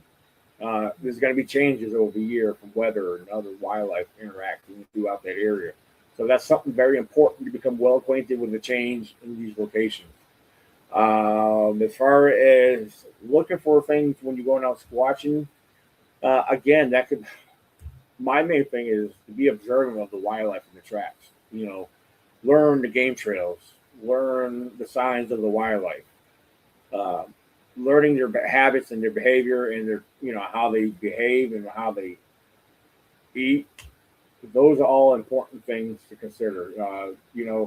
You can learn basic tracking by understanding your and how to identify wildlife tracks, your species, whatever the scat. Learn about their diets, and don't be afraid to look in their poop. I know that's silly, but don't be afraid to look in a wildlife's poop, especially bears. Doctors do it. It must be a good reason for it. Yeah, Yeah. Yeah, you want to know what they're feeding on, and that will give you an idea. Okay, where they're coming and going from, where are they getting this food source? So it's a lot of little things you could really look at that might help you understand a lot in the long run. So. Do you do any meditating when you're out there? I had a whole protocol in here. I don't know if you look at C5, but I know that it's kind of used across, all of it. I used to sit and I think of a map and it coming down and zoning in, but I knew that layout. That's a good point. Know your surroundings. Don't just know them. Every time I had a whole routine, because then I knew if there was a flight that was going past or something. I knew a certain segment of time and I always set that aside. It was so important for me to get out there. It was just like a calling almost. Yeah, absolutely.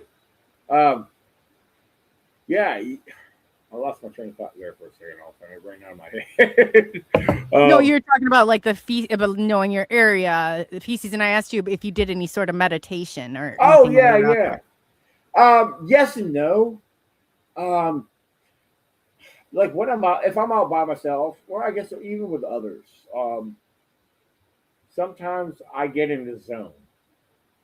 And when I say I get in the zone, I'm like, I am trying to focus. I am trying to let my mind get clearer, and I'm trying to focus on the sounds around me.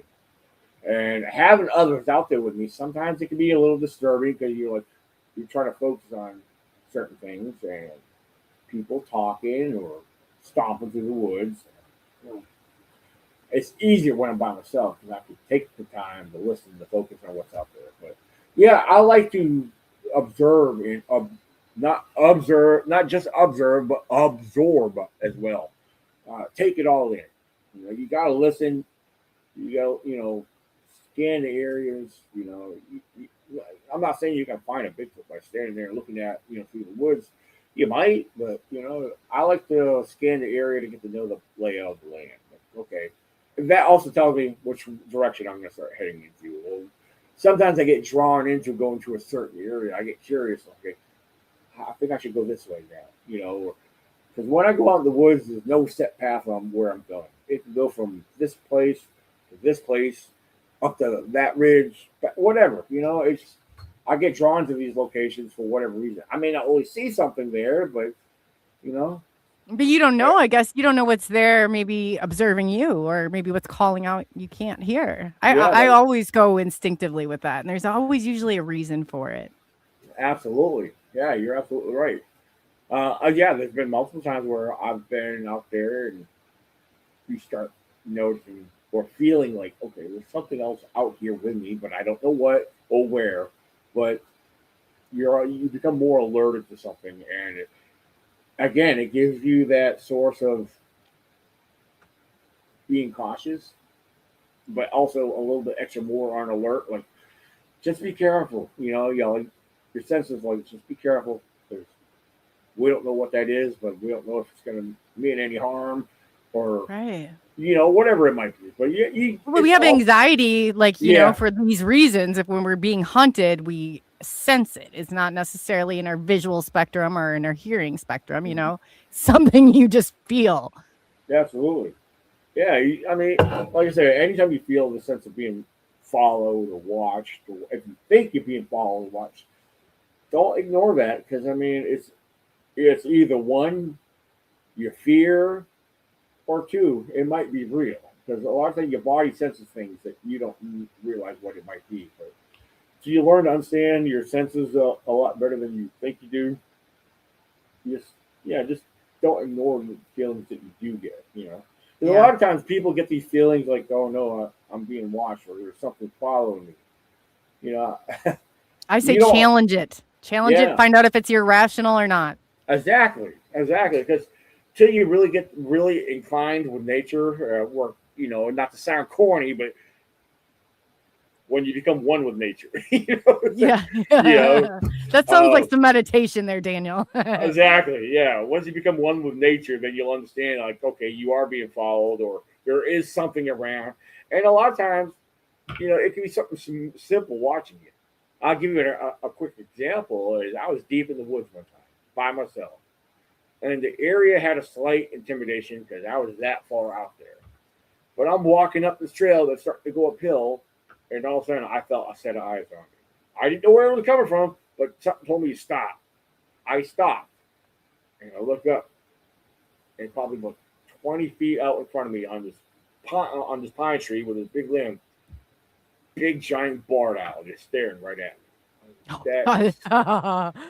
I was never so alarmed when I saw an owl fly off for the first time. I was like, what in the heck is that? It's huge. It is so cool. Yeah.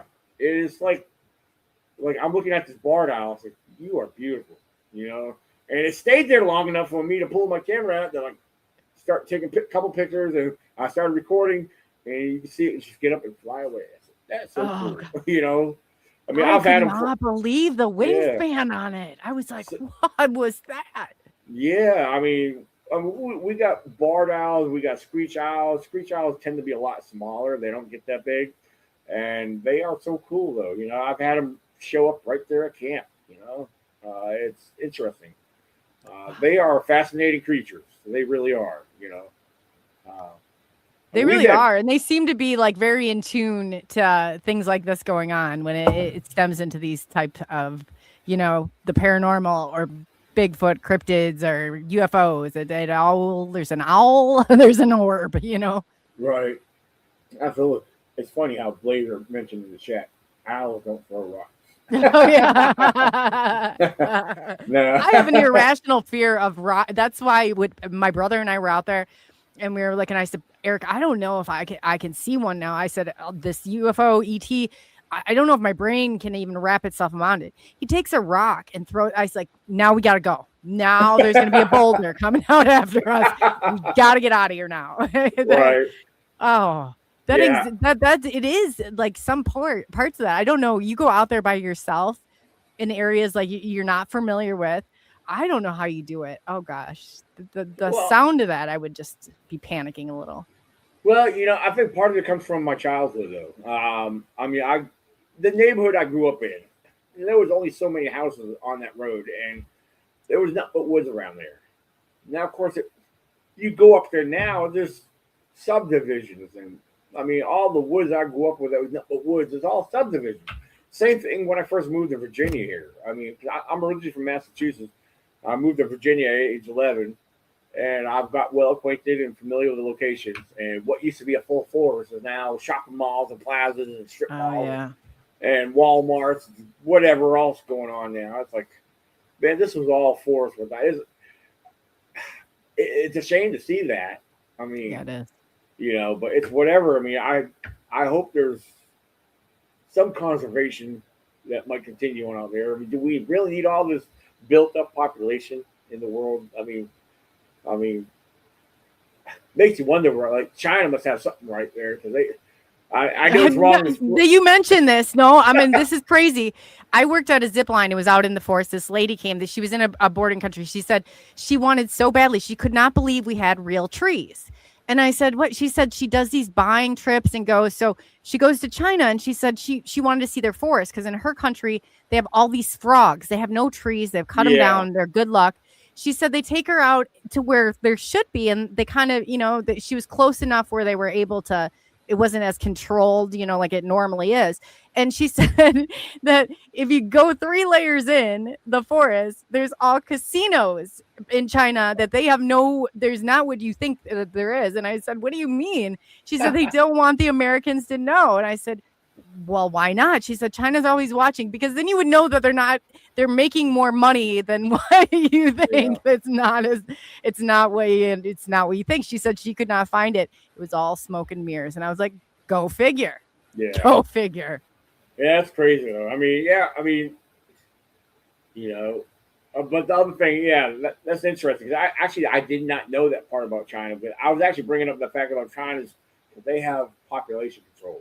Yes. Or pretty much, and it makes you wonder, is North America getting overpopulated because they keep building up in all these places that you've never seen places before? Like, why do we need all these towns? Like, we got places going up here not far from where I live. Yeah. I live in the country too, but right up the road from where I work, we have all these brand new subdivisions and townhomes and subdivisions just going up all over the place. So where are all these people coming from?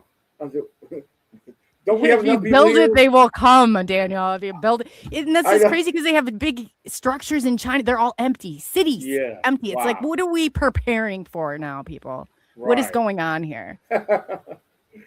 It's crazy. It's crazy, though. Because I just hope they don't. A lot of these people that build and create and sell property, money's the only thing on their mind.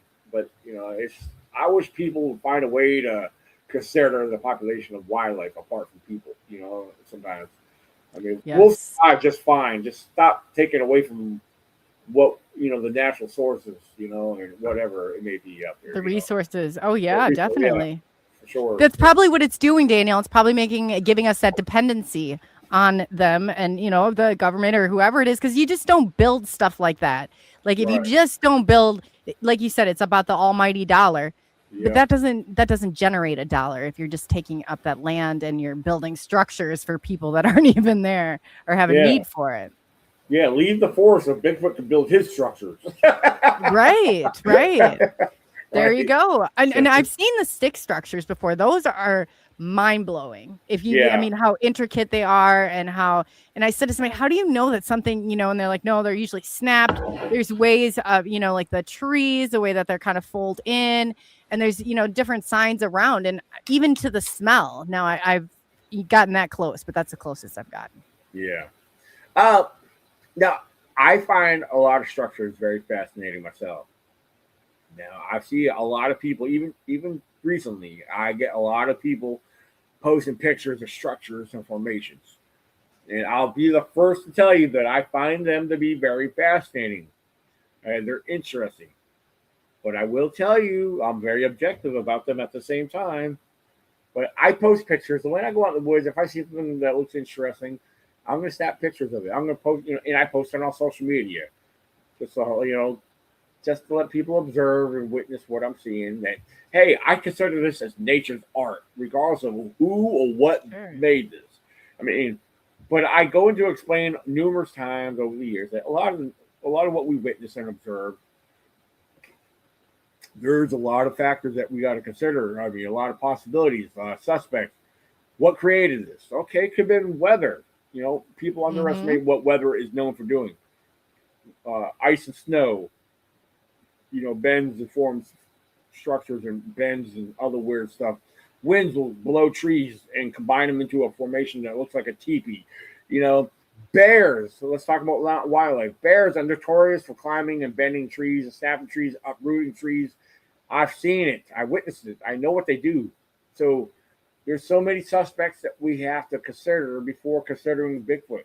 Bigfoot should always be our last consideration. Fact. That's a fact. I don't care who you are. I don't care if you're 90 years old. You've been doing this for 70 years. I don't care. Whatever.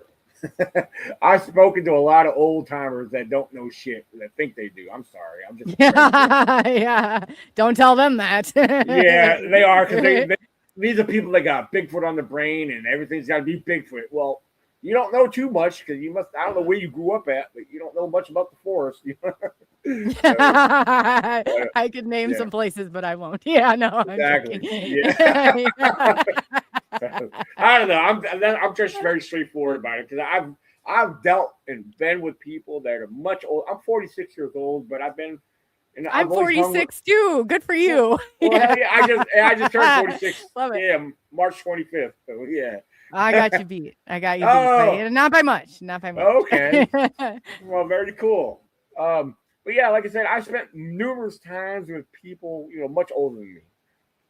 I tend to learn a lot from them, but then also I've come to learn a lot of what I shouldn't know about them, or what I guess the best way to say it is, it blows my mind that some of the people that have age on them, you think they would be more knowledgeable.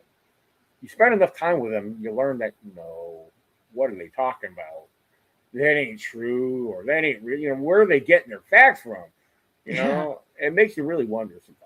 But I think sometimes they're trying to build more of a legacy for themselves than maybe providing evidence or what's factual out there. You're right, absolutely right.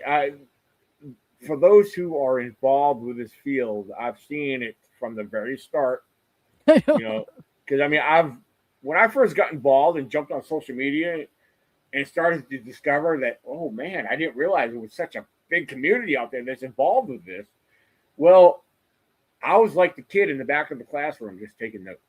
I was taking notes and listening to theories on top of theories, and I didn't fall for any of them. I didn't run with any of them. I just kind of went with them, and I started doing some research. I started digging. I was like, where are these people getting some of this information from? I know. Is there any truth behind it? I mean, it's whatever. I don't know. Some of them do I would say do a character on the person who's telling you, because there's some of it that goes so outlandish, and I'm like, how are you coming on here and even saying some of this? You can tell it's driven right from the ego.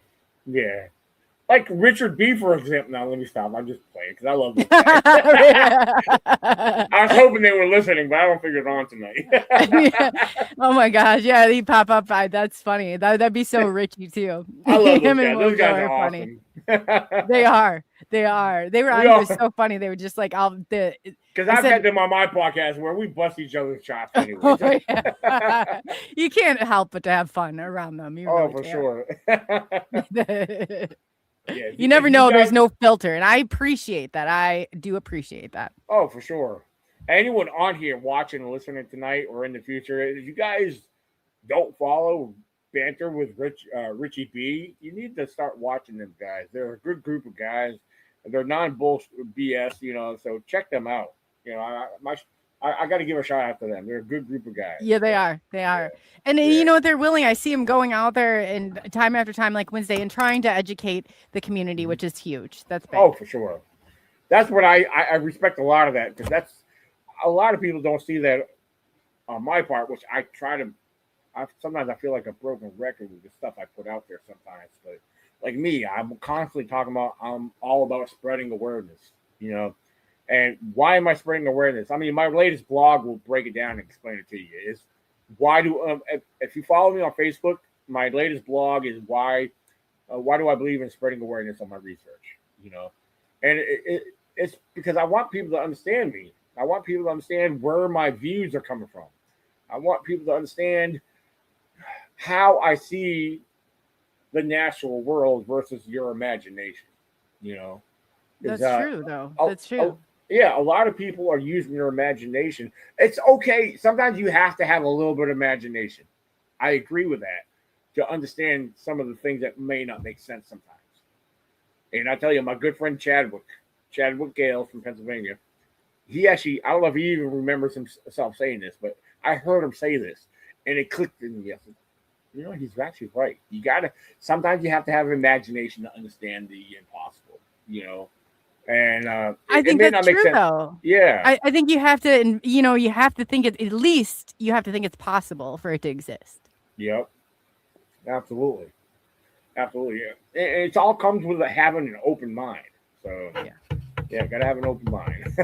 You do, you know, if you believe anything is possible, but you're right, you can't let your imagination run wild. We're not like 5-year-old children out there. If you want to be serious researcher out there, everything cannot be Bigfoot, and it cannot all just be because of you. I'm just throwing that out there. Even as an adult now, I mean, and this goes for anybody out there. We go back from our childhood. You know, we grew up watching programs. We grew up learning to understand what nature is, you know, put out there for us to learn. The programs through schooling and whatever is being put out there through the public television. From our youth, we're programmed from our youth. Yes, we are. To learn what they want us to learn. Yes. You know, there is a lot of stuff that, I mean, some of us, you know, some of the old timers grew up in a different era. Are you calling us old timers? Well, I'm going beyond. I'm joking. Yeah. No, but you're right. This is very true. Very true. Because I mean, yeah, like me and you, we're still young compared to the lot of others that are much involved. Yeah, so, I love it. I mean, you know what? I have to say, there's something about our generation that's so different. And we kind of cuss, but I said we're the last Generation X. I think, and firmly believe this. We're the last generation of hope. Yeah.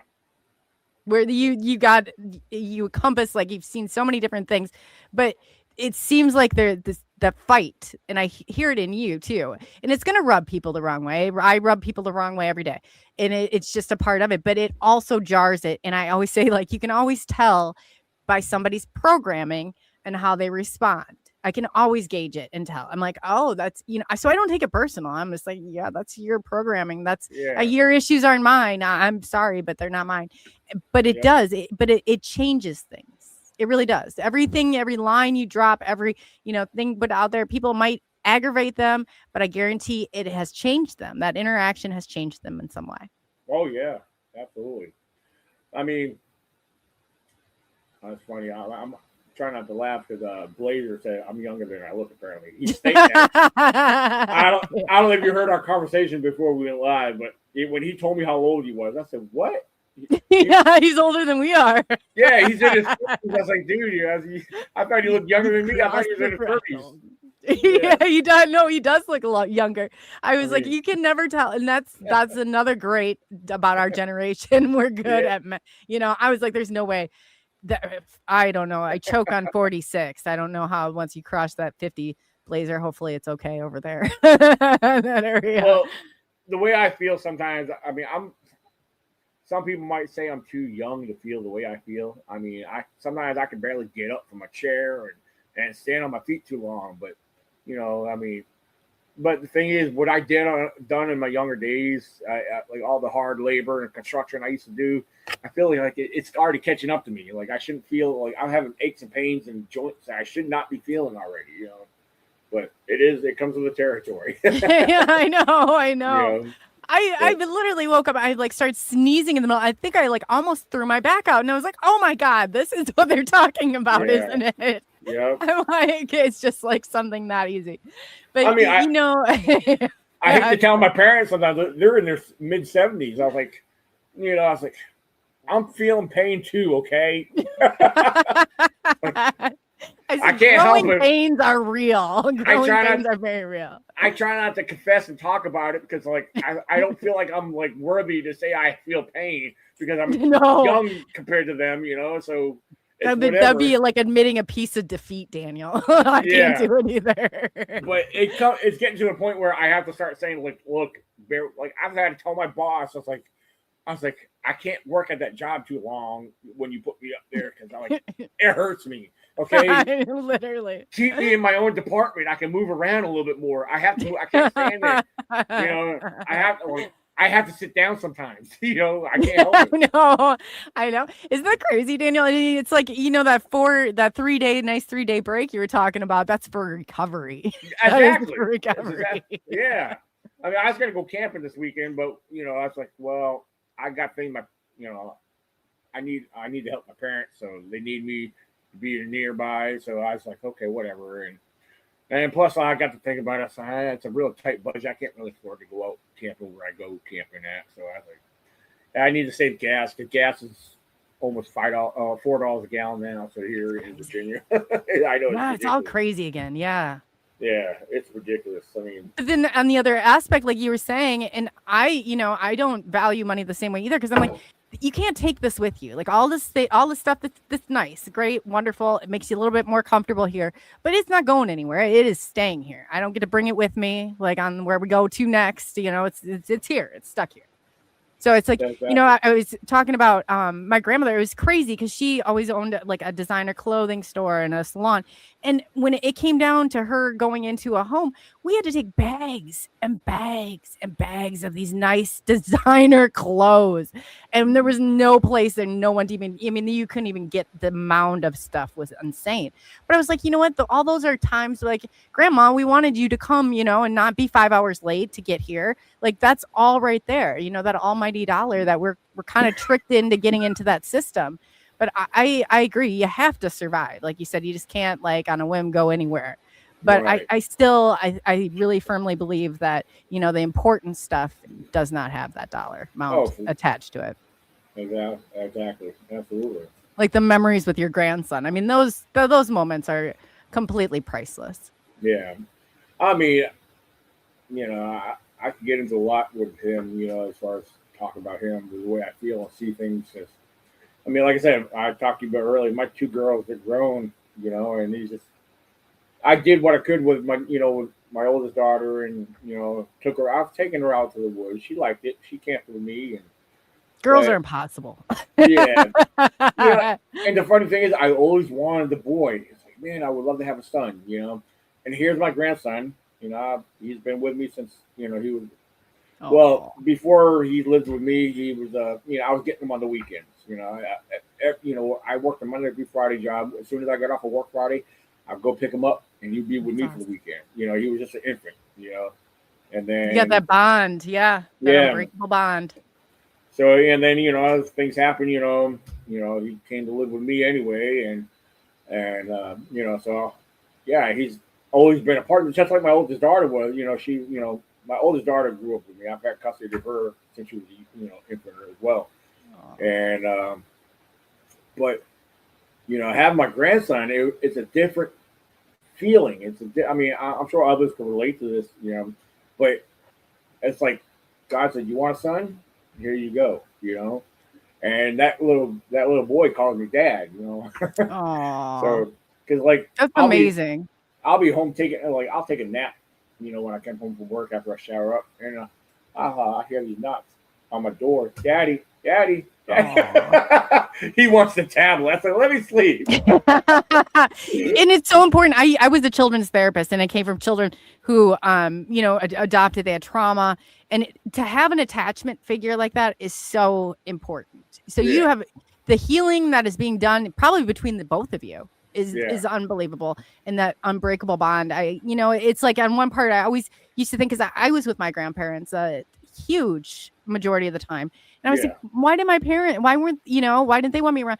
And I had other siblings, but they were always there, but I was always with them. But then I got, I was like, man, I had such opportunities, and my grandmother adored me. Like there's been nobody that has adored me like my grandmother. I had that love and that unconditional love that it just, I mean, it is just, even to think about it is so comforting. Oh yeah, absolutely. Yeah, I got other siblings. So I got a younger brother. He's 2 years younger than me. I got two older sisters in their mid-50s or so. And when I was younger, even when I was younger, I never had much of a bond with them up till I got older. And like now, for example, my sister Melanie, who lives up in Rhode Island, she follows a lot of what I do, and she'll share stuff with me. She'll ask questions. She loves it. She's all into it.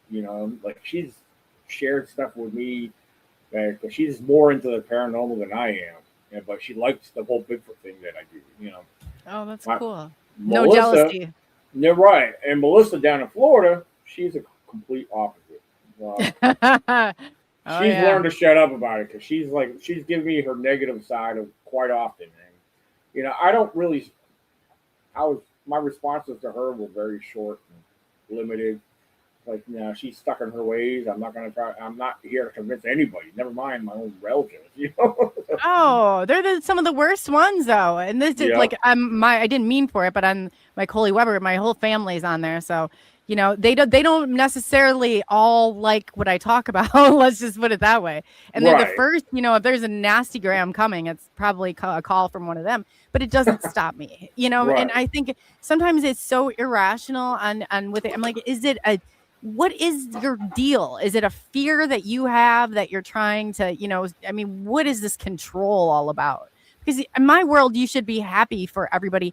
And if you find somebody who has this niche in this, community of, like you said, the unknown, and there's so much to it. You're pioneering and paving the way for other people, Daniel, that I think it's going to come with, it's their programming. Let's just put it that way. It's their programming. Yeah, it is. Absolutely.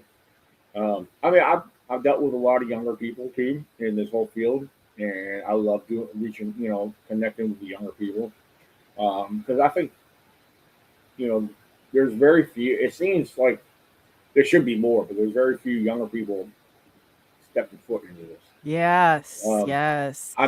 My son will tell you, and he's 17, and he'll tell you that kids his age that that there's no hope. He always says, my generation, we can't build tire swings. He's like, we're stuck, and they're trapped in this already in this, we thought our box was built. Now, theirs is like a trap built around them.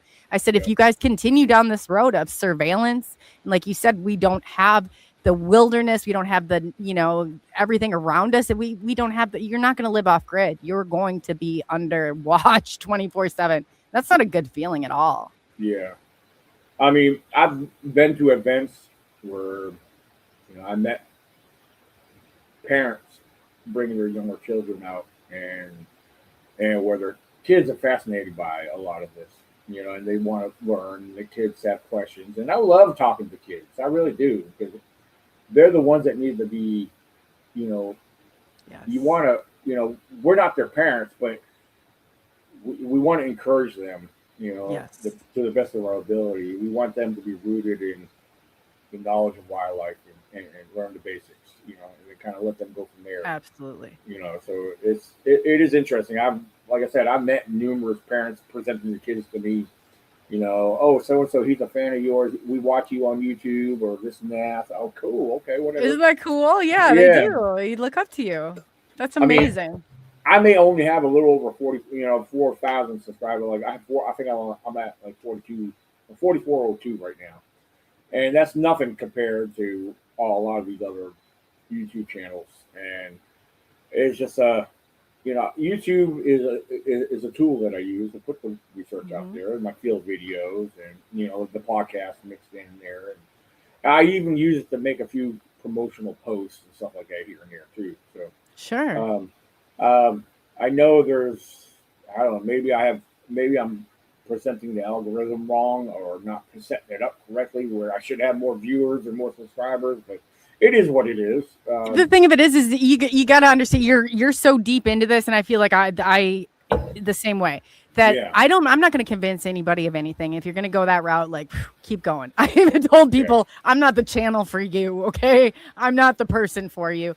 You got to find someone else because I'm not doing that. So I think once you get there, you're really speaking to a group of very serious individuals that are going to understand a lot of what that is. And, you know, that's so important for other people, but you're not out there, obviously, like the people who there's deals. I've been offered the deals before, you know, there's always a strings attached. We control something of what you're saying. And the people, I always say, you know, if you've got hundreds of thousands of subscribers, you bought into the deal. You really did. If you didn't buy into the deal, you're not going to have that. But people, the right people, I really do. I feel like they find you and you'll grow. You definitely will grow with the people. It's just you're not right for everybody at the moment. Right. I'm speaking for myself. You know, I'm just like, I'm not for everybody. Okay. I know you guys find that crazy, but no, I'm like the programming, it triggers programming off in people and they start going crazy. Like extreme responses to something I don't think they need to make that big of a deal about, but that's the way I see the world. What's obvious to me when it comes to my viewers and those who visit my channel, and some will, they'll start following before they officially just subscribe. Or, you know, you'll see, you know, I pay attention to the comments I get on something. And it's funny because if they're not seeing Bigfoot in my video or me claiming that there's a Bigfoot in there, it's not going to keep their attention. No. Because I don't claim fake stuff like all the other channels. I will say that, all the other channels. Because I am boots on the ground and I show most of my field videos is me out there exploring. And I'll point a few things out that I find interesting. If I find tracks, I'll try to show them to the best of my ability, although cameras and videos don't do justice when it comes to some tracks. No, absolutely not. But, you know, again, I'm not out there for people's entertainment. I'm not out there to win you over. If you want to keep following the fake bullshit, that's your doing. You're going to be misled by all those. Oh, look, I got a Bigfoot. I'm going to look at this blurry stump. It's a Bigfoot. I know. You know, go get some cable TV, people. Go get some cable TV. Like, come on. What are we doing here? Drives me crazy because you have these platforms for a reason. It's like that. I love nothing more. And I won't present something. I'm very much, and I'm probably the most skeptical person in, you know, some of the situations, but I really do. I want to bring people to the truth. That resonates. That's what changes things. I mean, there's still a lot of people that present stuff out there that I object very easily.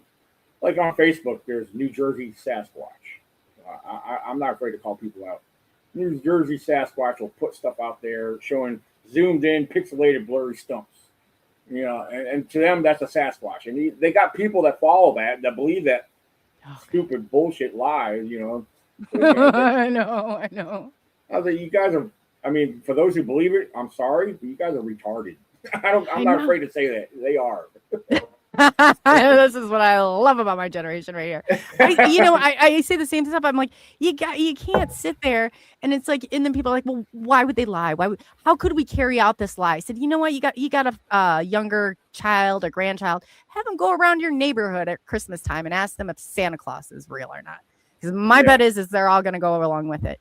If you have the Pied Piper, you know, it's just, that's not the way that it happens. And it skews everything. And I don't know why people even buy into it, but they do. In flocks, they buy into it. Yeah. It's unbelievable. I know. I sit there like, oh my God, you know, and I see it even in this community. Oh, all I have to say, I had a guy on that had claimed to have an alien in his freezer. And the more the story got on, it was just like increasingly more painful, but I won't sit there and be like, oh, that's great. Like, no, like you got to explain this to me, you know, like you're telling me I want some evidence. The government, you know, they can come in and they wipe everything around you, but there's something in your wallet that you have. You got out with a piece of paper or something. That's all some socks with you got away with something. Like, don't sit there and tell me you have that's just like a fabrication in my, you'll find something.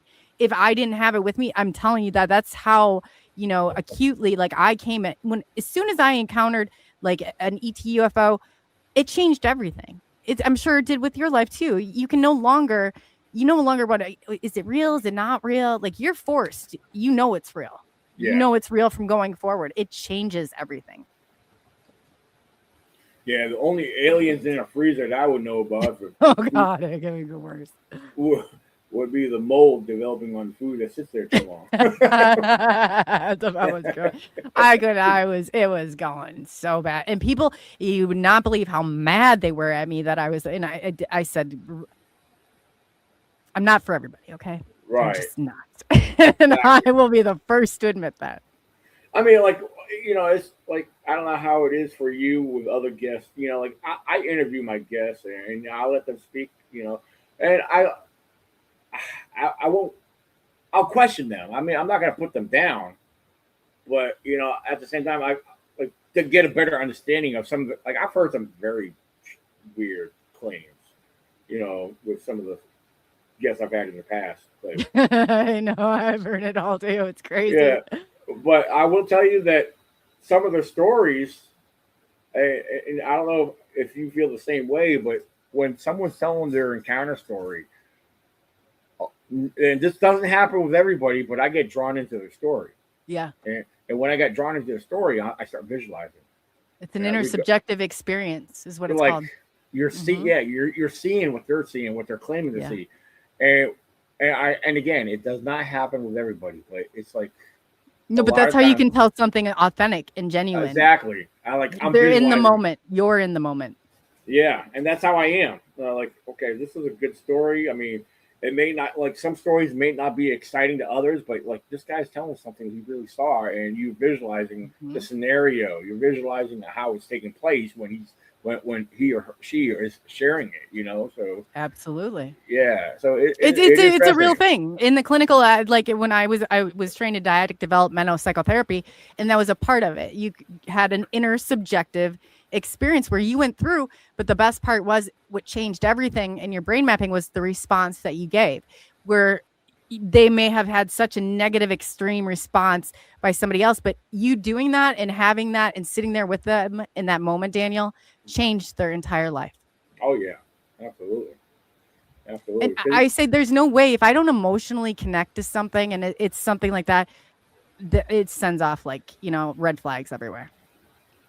Oh yeah, absolutely. And for those, for the individual who just said you missed the show, sorry, I had a family thing, feel free to go back and watch this again. You might find it entertaining. But we're not here for your entertainment, but, you know, come on back.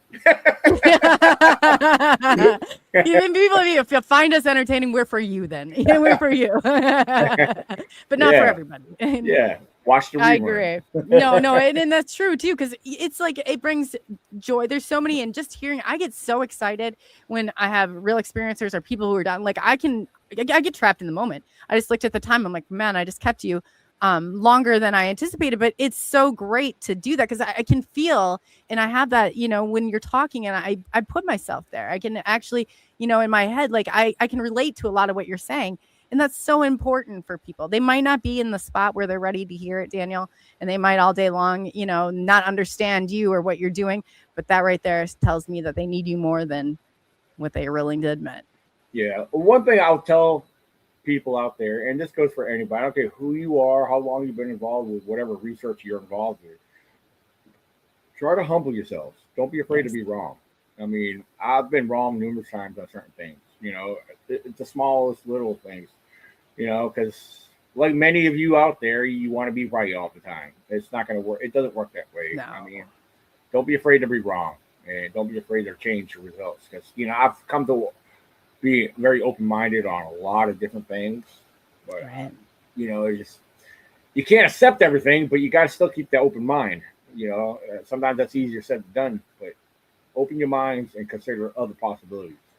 Absolutely. That, you know, like I hope. And you're right though. Don't admit when you're wrong. Like there's times where I think I'm going down a road, and then all of a sudden, you know, it's like you don't have that awareness now. You can do only so much you have with the tools you have and the knowledge you have at that time. If anything, my story hasn't changed. I've gained maybe a different perspective or different awareness on it. You know, and I'm the first one to say it. Don't sit there and, you know, because that's so annoying. That is more than just annoying. That is like a character flaw, if you're asking me. Don't sit there and just go along with something or your story or stand, you know, like you're gonna you're stuck. You're absolutely just stuck there then. Right. I'm moving on. It's like, but it's so important. And it's not this, so much of this is not for the weak of heart. It's not for, the feeling hurting crew. This isn't probably for you, you just keep moving. But it does, and you start to build a community around you of people that are like yourself. And it's, that part of it is so rewarding. I love the people in chat. I love, the way that you bonded. And it's like, they feel like some of the closest people to you and to your heart, and it keeps you going. It really does. It gives you, that energy, that motivation to keep going forward. Absolutely. Even on my channel, if I go live, I have a designated group of people that come on there. I don't care if it's 5 to 20 people. I mean, they're always steadily watching, and they love I love the interaction from them, their inputs and everything. And it does help carry on a conversation and help interact with the guests and stuff like that. So I get it. The people in the live chat, you guys don't realize how much you guys are appreciated. Yeah, they're very valuable, aren't they? Yeah, absolutely. So without them, none of this would be possible. And I took the stance in the beginning. I said, I don't care if anybody's listening to me. I don't care. But it's like, the more I really was connecting. I really have. I said, I know in each and every individual, I can tell you something about them. I can tell you that, it's, you pay attention, and it's so, to have that it makes all the difference in the world. It really does. Yeah, absolutely. Absolutely. So yeah, I mean, you'll learn.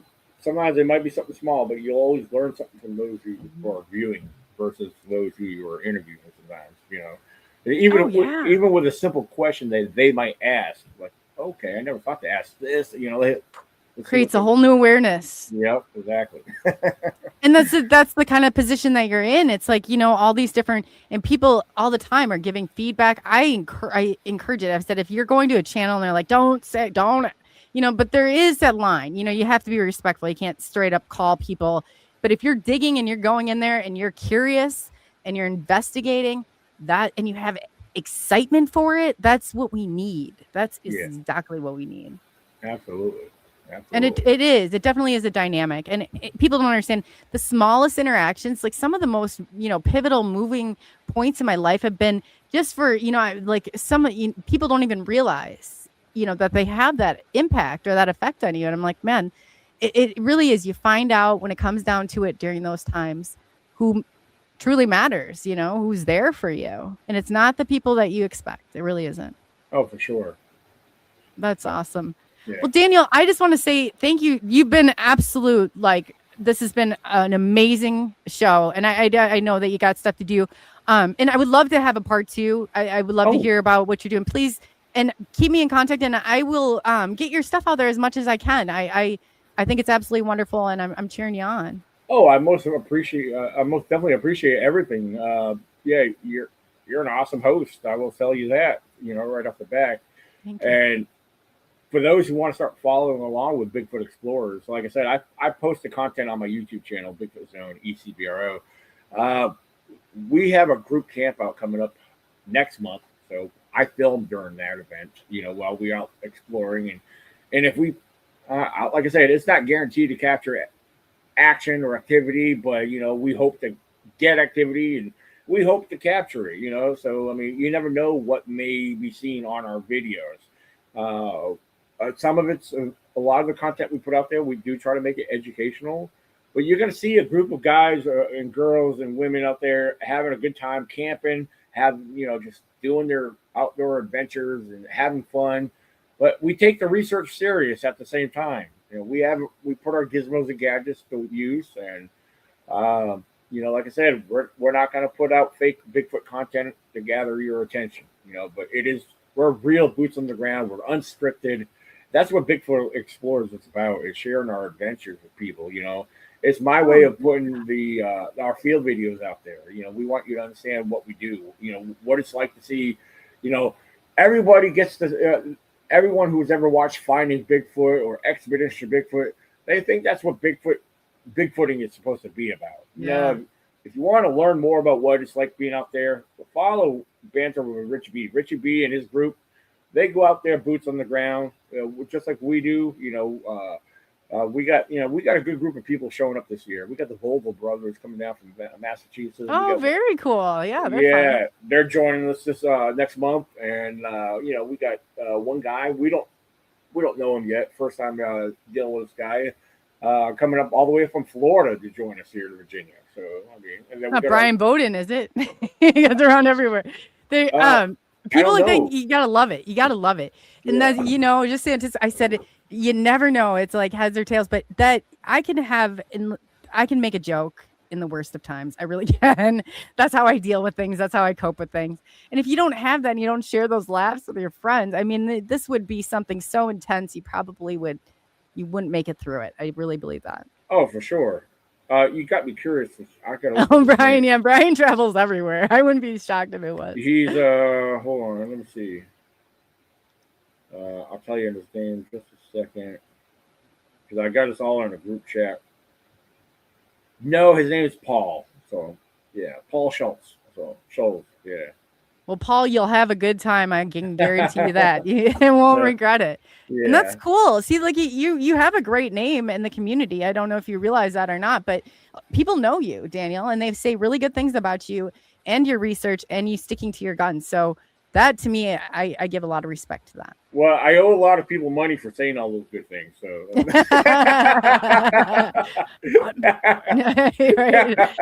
I see. You can always tell, but if somebody comes and they don't have resistance, they don't have the haters, I just don't have an interest, because I think that what they're saying is probably people pleasing and not maybe reality. Right. Exactly. And there's a difference. There is a difference. Oh, for sure. I love to sit here all day long, like, oh yeah, but that's not the way it is, And I respect that you're out there and you're doing this, because this is what the community needs. I mean, let me tell you, the storytellers are out there and they're endless. The real experiencers, they're far and few between. They really are. Yeah, and we're the less popular group. We really are. The entertainment group and the ones that claim all the crazy bullshit, they're the popular ones. We're quite the opposite. Because you're here to change something. The change makers, you're gonna rub that frequency. Their programming is gonna go bonkers. I mean, I was like, man, I always see two people. I see it out in public, and I'm like, that is programming. That's how Like, but you can't continue down that road. Otherwise, you're going to just short circuit eventually. I mean, there's not enough. I don't have enough energy in my day to keep entertaining it. So at some point, whatever it is that they're trying to evade or project or whatever it is, it's something about themselves. It's not about you. What you're doing is your calling. It really is. Absolutely. And Diane's got me blushing, by the way. She said I'm handsome. Oh, Diane's great. Diane is absolutely great. She's wonderful. Oh my gosh. I tell you these are the part of the community I said that just really keeps me motivated and keep pushing forward. It's that excitement and that energy and the kindness, that you get from people. And it's like, and maybe it's not your family. It's definitely not mine anyway. And it's not people in no, they're not fans either. But they don't like the fact that I speak out. They don't like the fact that, they don't like the resistance. They want to just keep going, or they want to keep their head in the sand, and they don't want anybody to disrupt that. They're okay. They're not shook, but that's them. The world's not their hospital. This isn't a mental hospital. So I always say, the world is just not your hospital today. Exactly. So, and then that's just it, people, they can get mad all they want, but it's me, and that's who I am, and I'm not changing, and I'm not for everybody. So, and I'm okay with that. Nobody wants somebody who's for everybody. Daniel, it's people like you out there pioneering that road that, you have my respect for that. Absolutely. I appreciate it. So yeah, guys, check out my book, my most recent published books, Trail of the Unknown. And also I have another one that's that references that book. It's called The Bigfoot Zone, a comprehensive doctrine of Bigfoot research. Those books could be found on lulu.com, LULU.com. They're not set up for global distribution quite yet, but I'd rather you go directly to lulu.com. I will be honest, the revenue is a lot more there than before it gets to global distribution. Because if it was, once it gets to Amazon, they're going to raise the price, and I'm not going to get nothing from them. So No. And then it keeps you going and people all day long, but that's what funds you to go to your next place. And it's all a part of the necessity here on Earth. You have to have money or you're not going anywhere. Yeah. And that's just how it is. You have to play the game to a certain extent. So lulu.com, is that what you said, Daniel? Yeah, you got it up there, right? Yeah. Perfect. I wanted to make sure because we're going live on Instagram, Twitter, Facebook, and then it will flip over to the audio side. So I just want to make sure that I have that correctly. Oh, for sure. Yeah. So lulu.com, and go under you'll find their bookstore and just do a search through their bookstore for Trail of the Unknown by Daniel J. Benoit, and also The Bigfoot Zone, a comprehensive research offering into Bigfoot investigations. So that's actually the correct title. Yeah. So that's awesome. And again, before I let you go, tell people where they can find you. Other than lulu.com, that's where they can purchase your books. Where can they find you? Yeah, I mean, I'm not hard to find. You could do a Google search for me, and I show up pretty much almost everywhere. But I'm all over Facebook. I'm on Facebook a lot. So, yeah, if you look me up on Facebook under my name, Daniel J. Benoit. You can look me up as Daniel J. Benoit, or just look up ECBRO and put Bigfoot under your search on Google. But yeah, I'm on YouTube. I try to post and keep things updated on YouTube as often as possible, which is Bigfoot Zone, ECBRO.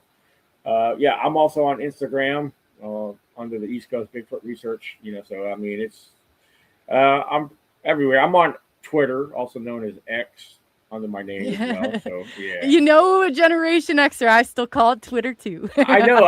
I don't like the X name, man. It's just something about that. It's like, come on. What's the name? Seems generic. It seems very generic to me. Twitter has some character to it. Yeah, exactly. Twitter's always been Twitter as long as I've known it. Why change a name when it works, So yes, that's exactly it too. Who knows what the actual, play is on that, but I'm sure that we're not the consideration by any stretch of your imagination. And I'll follow you on Twitter. What's your, what are you known as on Twitter? Twitter, it should be under my name. Hold on, let me look at my app real quick. I'm glad you pronounced your name. It's very, very, it's obviously French, like Benoit. Is that how you say it? Benoit. That's how I've been calling him. He has the same name as you do. I've been slaughtering it. He's been nice enough not to tell me.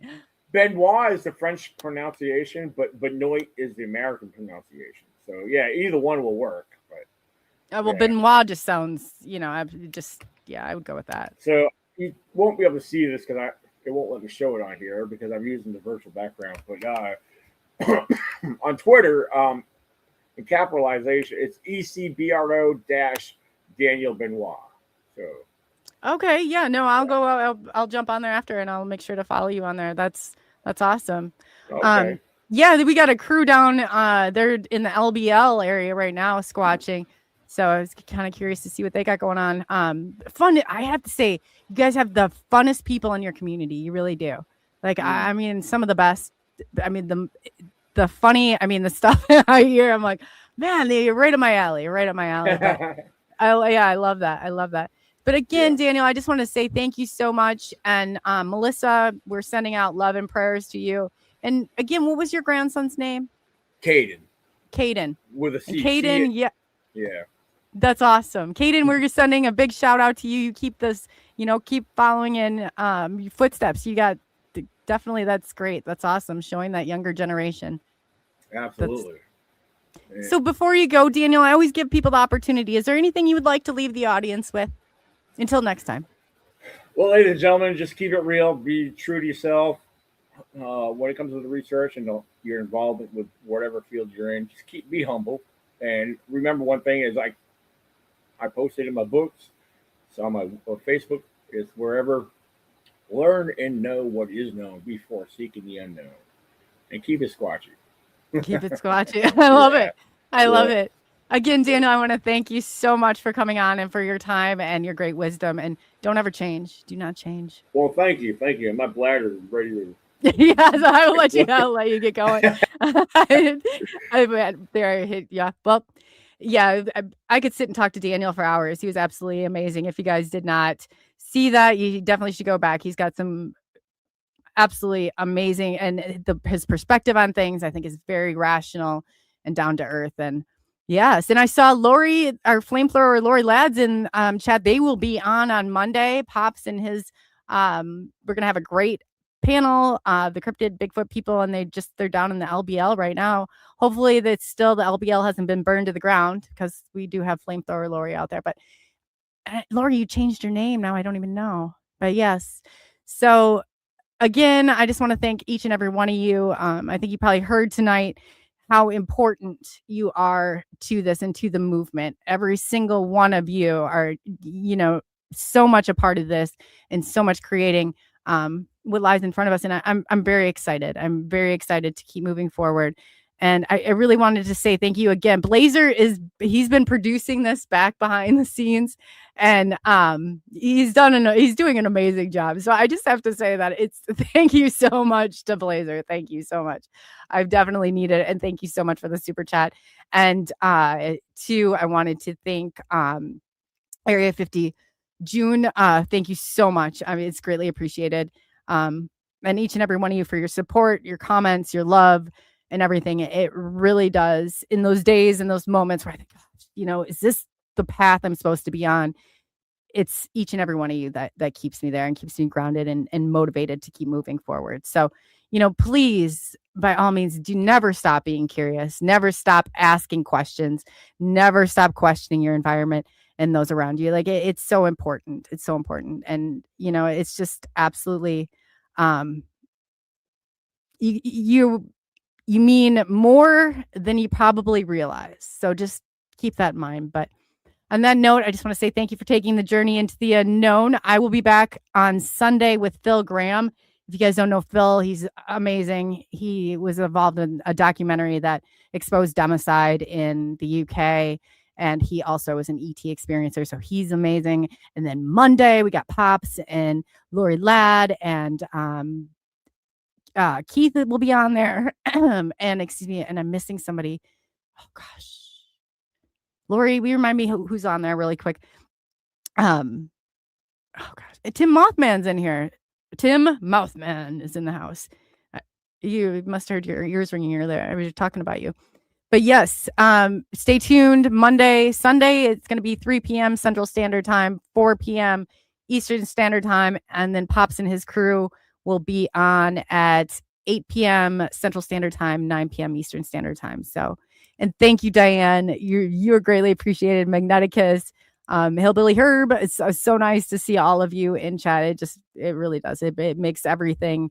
It makes so much so important. So just want to say thank you from the bottom of my heart to each and every one of you. And I hope you have a safe, enjoy the rest of your week. We only have one day left till the weekend, and hopefully you got some fun and exciting things to do. So on that note, again, thank you for taking the journey into the unknown. I'm Coley, also known as ColeyUFO.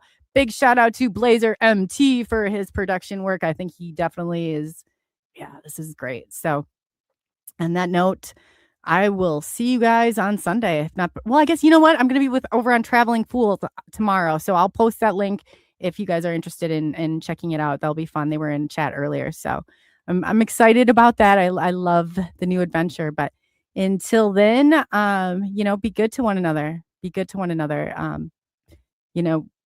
Remember, it's just, sometimes you just have to have that tolerance, even though it may not exactly be you or what you want in this world. Just think that there are other people out there and do take that in consideration. So love you all, and I will be seeing you. He's there ain't lying. UFOs in the night.